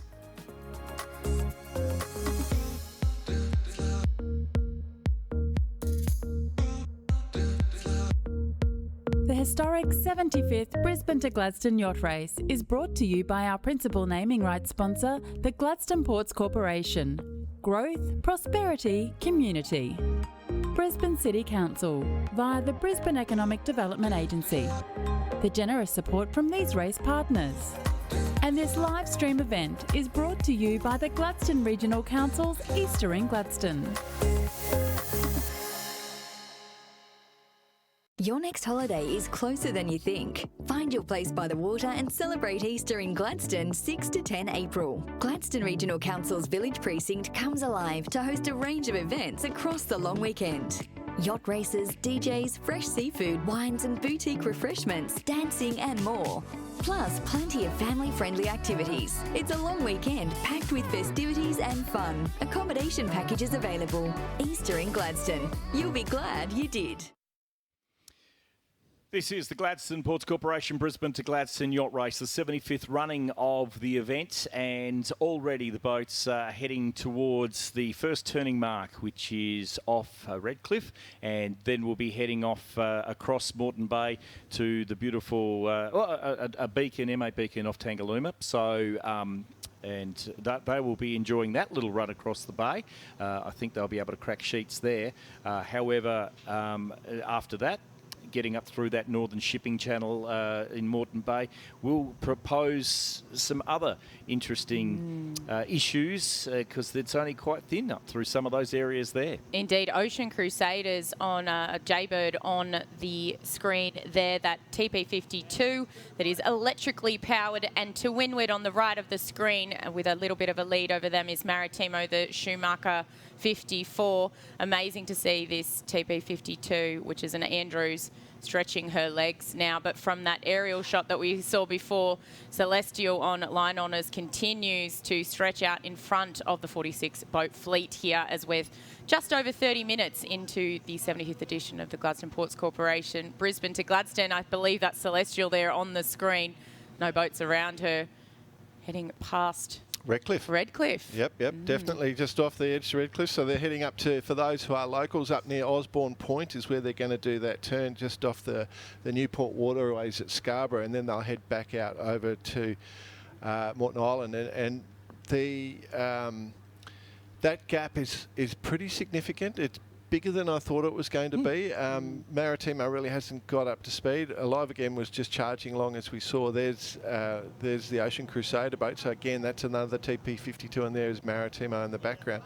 And you can see the apartments in Redcliffe that we all know and go along. Are you surprised that they've actually made Redcliffe this quickly? This seems like it's actually better than we thought on the forecast. Yeah, but that northerly is definitely going to build. So the thing that was going to stop it was the trough, and that trough, the dead wind hit us probably about an hour before the start, and it started to move off, and it was breaking up just as the start was happening. So I felt pretty comfortable.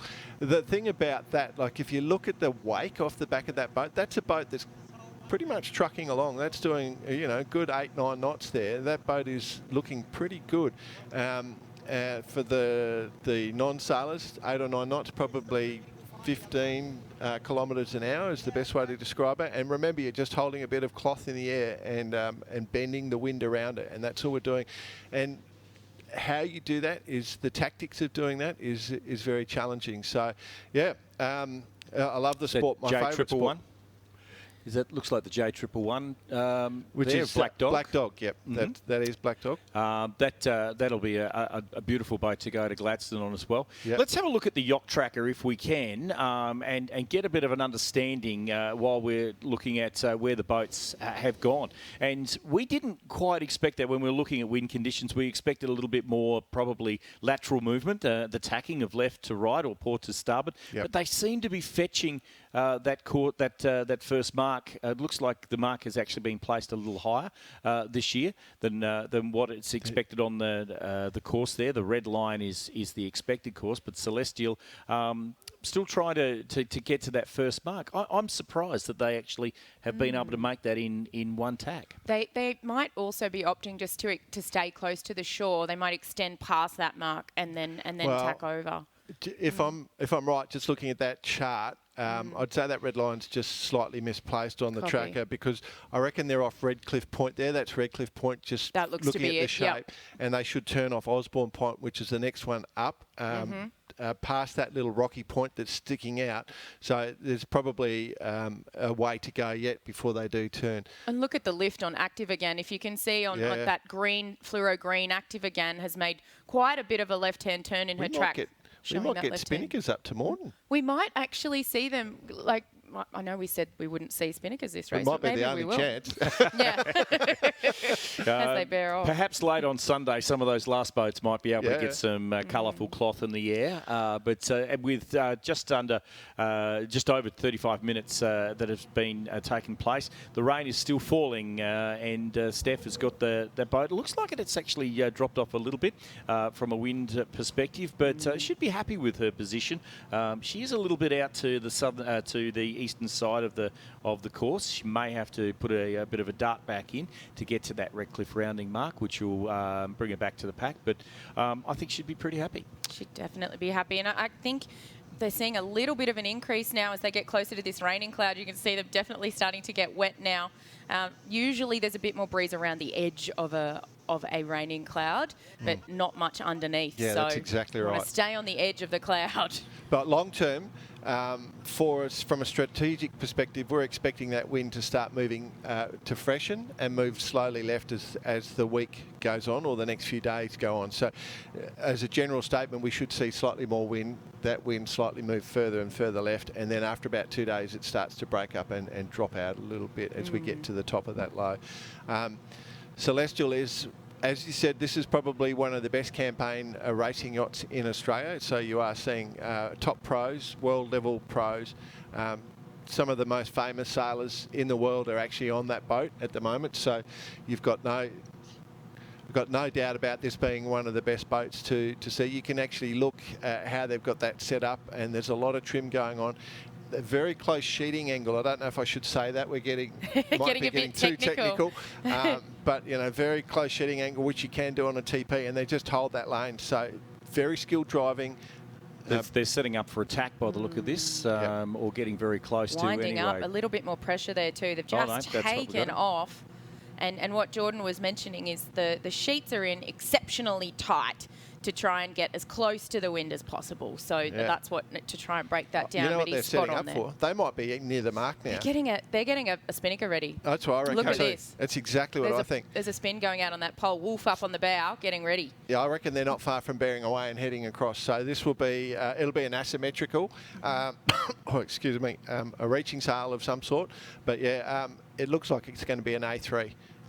What do you reckon? We might just hold on to this this vision here as they're going around. First, it's almost like out of the heads. First and Sydney to Hobart. This is the first rounding mark, and she is actually getting up an asymmetrical by the look of things here. Awesome work there. And pop. How good's that? Alice Tarnowski on nav for this race. Great to see her taking part in the Celestial program. Great call. And awesome. That could be the only time they hoist that to the top of the mast for this race. Don't you feel a little ripped off that they've put a white sail up? You know, I always feel ripped off. This time. I always feel ripped off. I firmly believe that all spinnakers should be coloured, or if they're white, they have to have a pattern on them. But all credit to the Celestial team, as predicted before the start, that they would be one to watch on Online Honours and potentially also on IRC. Oh, something happened to their halyard there. A little bit of a halyard slip. They've lost their halyard. It's back up. They're grinding it back up. So then we'll see who the next few boats are coming along. So Celestial looking really, really, really good. TP52s are just the best all-round boat, is the honest. There's the Martin 49 that looks like they're sailing it well. Sailing beautifully on board that Indigo too. And as you mentioned, or as we mentioned earlier, if you're racing online, you get to have a TP52. And I did say if somebody wants to give me a TP52 for Christmas, I wouldn't knock it back because it is one of the best racing yachts around. But Indigo too, I think you'd probably choose a Martin over a TP52, Jordan. Well, it's much more luxurious below is what I would suggest. If you wanted to have a bit of cruising time, look, I love all boats. You know, everyone out there sailing, that's what makes me happy. So that's what I'd like. And here, this again, we're back to the leaders, Celestial. You can see they're starting to wind up with a little bit of speed. See the bow starting to lift up, so the boat's trying to get up on the plane like a speedboat. It's the best way to describe that. And again, just holding a bit of cloth up in the air and charging along. It's the most beautiful sport. Love it. It is stunning. And there's some fishermen in Moreton Bay that are just worried. So maybe we shouldn't have parked here. But you were looking then, Celestial, the current Tattersall Cup holder of the Sydney to Hobart Yacht Race, first around the top mark off Redcliffe. And as you can see, that rain has certainly filled in. Very lucky to be bringing you the vision of this race in this rain. And we thank our cameramen who are out there working incredibly hard, getting wet, enjoying themselves on board. And talking about getting wet, this gives you a bit of an understanding of the rain. We'll have a bit of a look on Stephanie Cairns Alive again, and you can see the rain falling. The good thing about it is they don't have to wash their clothes when they're in, because it won't be salt, but some beautiful fresh Queensland rain that's coming up. You are watching the Gladstone Ports Corporation, a Brisbane to Gladstone Yacht Race, the 75th edition. We hope you're enjoying the broadcast.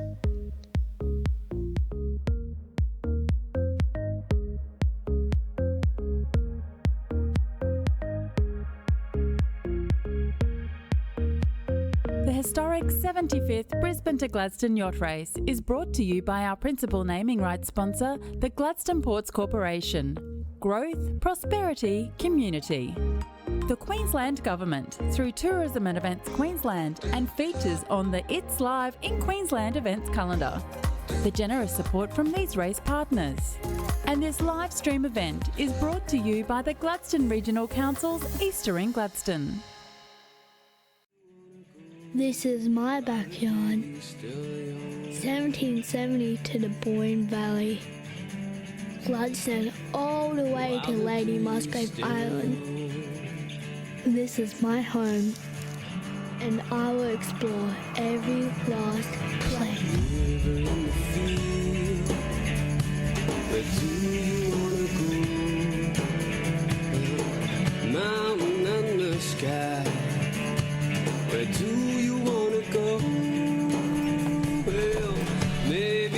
could fly.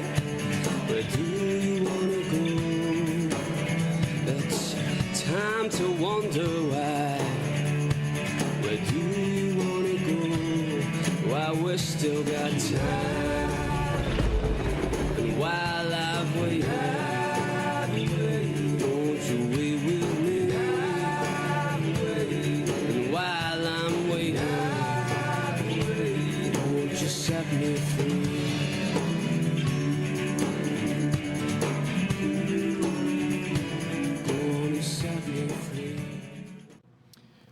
Through KO Sports and across the social channels of the Brisbane to Gladstone Yacht Race, you are watching the Gladstone Ports Corporation 75th edition and 75th running of this fantastic event. Indigo there now has rounded the mark off Redcliffe and has been able to pop a spinnaker and get through. So should be probably sitting in second position at this point in time.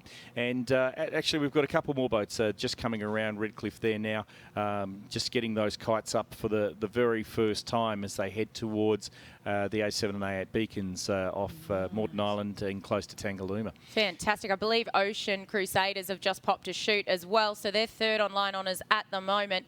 Gosh, that Martin 49 is outsailing itself. Great job. As Grant said, they're heading towards Tangalooma. And then they'll go to. Yikes. That's not helpful. Well, it's that's actually a snuffer on the kite. They'll just pull that up. That's a cruising sort of setup so that they don't have any issues. So they'll just slowly come up, I think. They do sail double-handed, so that's why they have the snuffer. Yeah. And then I believe Maratimo might be just coming around now. Black Diamond crossing. Is that Black Diamond? It's incredibly hard to see. As you can see, Karumba is in the centre of your screen now. That is Black Diamond, bow number 10. Will round probably behind Wedgetail. So that's an interesting one.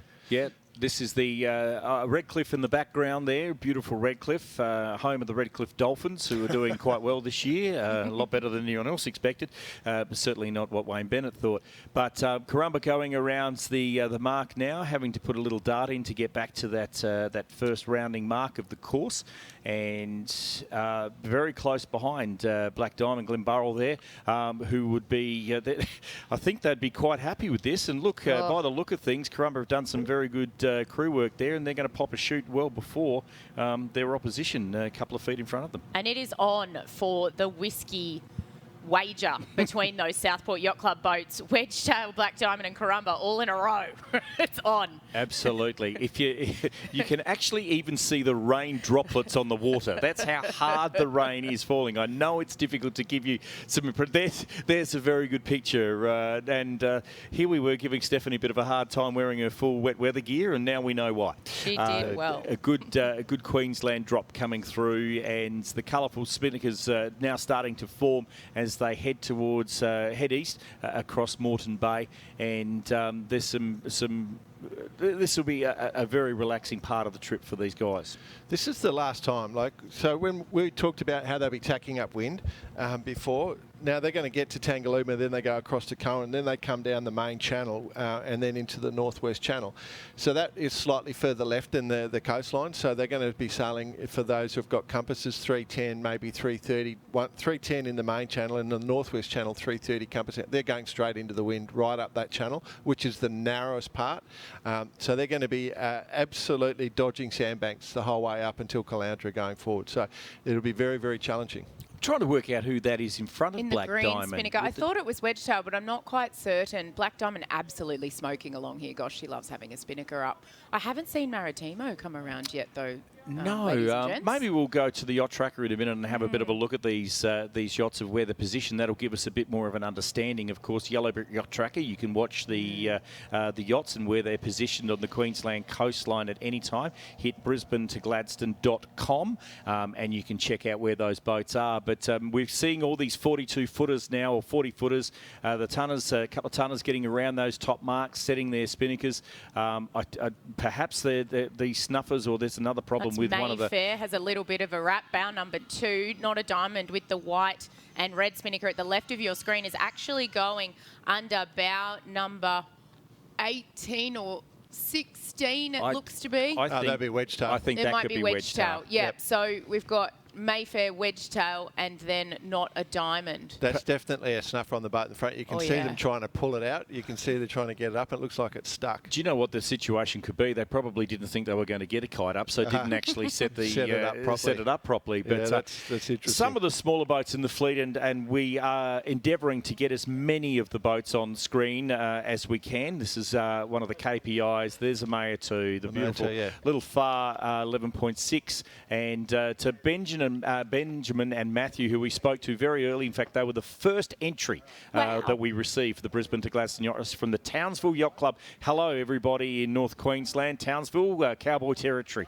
And this is a beautiful boat, and we thank them for coming all the way. It's a Binks built boat, so it's made in South Australia. The Binks 30s were well known for quite a while, and so that's what we're seeing there. Just doing their job, having a great time. You're feeling homesick, Jordan, for your South Australian roots. South Australia as well. Absolutely. I know you're between two South Aussies. Yeah, absolutely. And g'day to our people watching down there in Port Lincoln and Adelaide for the Adelaide to Port Lincoln Yacht Race. No, we are not cheering for Port Lincoln this weekend, guys. Hey, can I just say that, going back to Amaya, her saying is she's a competitive club racer with a reputation for taking no prisoners. Oh. There you go. There you go. Celestial, ladies and gentlemen, this is the current Tattersall Cup owner of the Sydney to Hobart Yacht Race. Now, may I just also say that the Four Cities Trophy is a trophy that is given away from the Gladstone Council, Gladstone Regional Council, and that is for the highest placed Sydney to Hobart boat and the highest placed Brisbane to Gladstone boat. So I think Celestial will be sitting in the box seat for that. Box seat. There's the ones that are in touch. Potential is Zero, Ocean Crusader, Hutchie's Yeah Baby. The ones we think that could be the go. That's Aramex on screen, I reckon. Yay! Go Kerry. That is Aramex for the Far 40. We did say they'd probably have a good race. They're an upwind boat as well, and they've got Crankster to battle with, though Crankster was OCS on the course side over at the start and had to go back to go round the ends. I'm wondering how momentum's going to, and I'm looking forward to getting a full list of the boats that were over. They were a little bit early with almost 1.5 minutes to go. We called that one, so you'll be able to watch that back too if you did miss the start. This broadcast will be available after the live stream to go back and watch and catch all that action. Fantastic. Yep, absolutely. You'll be able to replay all the action on KO, of course, and also the Brisbane to Gladstone social channels. Look, I think they've put their running kite up because it's just not sitting well at all. Very, very full, that chute. Yep. I don't think they would have an asymmetrical. They don't seem to have I mean, but it looks like a downwind running kite, like it's got big round shoulders, so she's they've just got it in play. That pole will be right on the forestay. Very difficult to trim is what it's going to be. Look at Celestial Hello. She's just smoking right now, that TP52. Wow.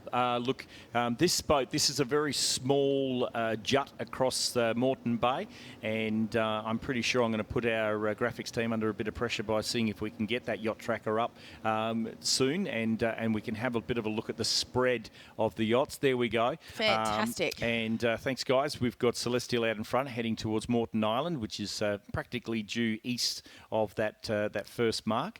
Indigo 2, as we called, in second position, and coming up on Ocean Crusaders will be that yellow boat just to windward of Indigo 2. I think that TP52 might want to go over the Martin. It looks like they've actually closed the gap on them quite significantly. Yeah. Can't see Maratimo, but I'm guessing that they're the pink boat just off the back of Ocean Crusaders that we missed. That was just in front of Black Diamond, Karumba, Mayfair, Wedgetail, and not a diamond with Aramex just behind. I might like to point out too, down there in the blues, Celeste, friend Saskia and Greenwood, and she's of course sailing in her first Brisbane to Gladstone under her own boat, which is Celeste, not Celestial, and I think you can see the difference between Celeste and Celestial there, and that difference will be greater by the time of the end of the race. However, we think that she'll do quite well if the conditions stay the way it will. She could do quite well. Could do quite well. Anyway, we'll try and get some cameras on these other boats as they head towards that Redcliffe rounding mark.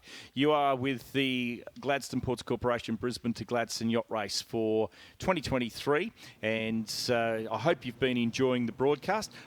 We have Black Dog on the screen, the J111, and she's one of the J's in the boat, one of the fleet of the J99 of Tony Craner, with Balancing Act is another one, but this is J boats they're great boats, aren't they? They're great boats, and they're sailed worldwide as well, and you can nearly always find a one design partner in a race that's got one that's similar to you, which is super exciting. That looks like Crankster with the blue kite there. She's recovered well. She has recovered very well. The other Far 40, she does have an asymmetrical spinnaker by the looks, and I would say they will close that gap up on the Aramex, the similar hull to them, very, very quickly. Had a bit of banter from that team online. Apparently, we shouldn't have considered straight away that it was Gary McCarthy that went overboard, though we don't have a report of who it was, and it probably was Gary McCarthy. So I was just alleging he got pushed off, because that's all. Yeah. So good. Now, listen, during the next 3 days, of course, you can catch up with where the boats are via the Yellow Brick Yacht Tracker, but also you'll be able to watch the social channels of the Brisbane to Gladstone Yacht Race. You yourself, Nick, will be reporting heavily over the next few days as the boats get closer and closer to the Gladstone area. Where can you get most of this information? Oh, absolutely, Grant. I mean, this is the start, and it is incredibly special to be bringing this to you live. But of course, it is just the beginning of this race. We're really looking forward to getting lots of content from on board the boats, and I've already been getting content from on board the boats as I'm speaking to you. I've just gotten one from Black Diamond with their red spinnaker up. They've just sent that in. So we'll have content coming from on board the boats. At the finish, we'll be live for as many finishes as possible, and we've had quite a bit of mainstream coverage interested this year, including KO, of course. So really happy to have that flow of content coming on our social channels on brisbanetogladstone.com. Terrific stuff. And while we're talking about our social channels, g'day to those watching in Merritt Island, Florida and Toronto, Canada. A couple of viewers there. Here's the other Port Curtis Sailing Club entrant, Balancing Act. Unfortunately, we had a camera on this one, but she got a bit wet and we can't see it. But this is Tony's brand new J99. Yeah, She's nice. a beautiful boat too. Looks lovely. They'll be enjoying that. And for the first time in a long time, Port Curtis Sailing Club will actually have a team representing PCSC for the first time in a long time. 3 boats in the team event. Yeah. So 3 boats is what makes up the team event. Correct. Grant? Yep. Excellent. So we'll have quite a few entries in that, I would imagine. That will be the the Port Curtis Sailing Club entry will be Celeste, will also be Restless, and of course Balancing Act with Tony Craner. Indigo too, absolutely ripping here. And that is Maratimo That's off their hit, which means it's Ocean Crusaders just back a bit. So that's good, because we didn't see Maratimo go around that mark. But gosh, that means the 49 is in front of the Schumacher 54. Again, great sailing from Indigo too there. I have to say that they were my almost my best on field for that first leg. Yeah, well set up, Riggs. So the tactical element of the race, we talked about what we're expecting off the start line, is still to come. It doesn't go away. That whole run up to Caloundra is ahead, very tight channel. It is the main shipping channel into Brisbane, so when all ships come down, these channels that they have to sail up. So there'll be 3 ships coming through during the race, and of course we have to stay out of their way. But it is a very difficult entry into the port. There's a lot of sandbanks, as you could see from some of the maps that we've put up for you to see. So yeah, all good. Looking very exciting. The race, Brisbane to Gladstone, 75 years in. I'm so excited. And as we've said, Grant and Jordan, it's going to be one to watch, even though it's very different to what we've seen. As we've been saying for the entire broadcast, it is going to be intense nonetheless. Thank you so much for watching this this broadcast of the Gladstone Ports Corporation Brisbane to Gladstone Yacht Race, 75th year, brought to you by the Gladstone Regional Council's Easter in Gladstone. G'day to everyone in Gladstone. We'll see you very, very soon. Thank you to everybody that's been a part of it. So we hope you've enjoyed this coverage, the first hour of this fantastic and sporting event. 75 years this has been going on, and we're very, very proud of it as a Queensland race. It is our Queensland Blue Water Yacht Classic. Look at that. There's the team on South Passage as they are crossing the line to start with, or at and Latitude, of course. Enjoy the rest of your Easter, everybody. We hope you have a great time. Thank you to Nick. We're looking forward to seeing more on your social channels and the QCYC social channels. Jordan, thanks again for your time. We'll listen to you on Bar Karate, and no doubt see you again for 2024. Thank you to everyone. Enjoy your Easter, and I hope you've enjoyed the broadcast.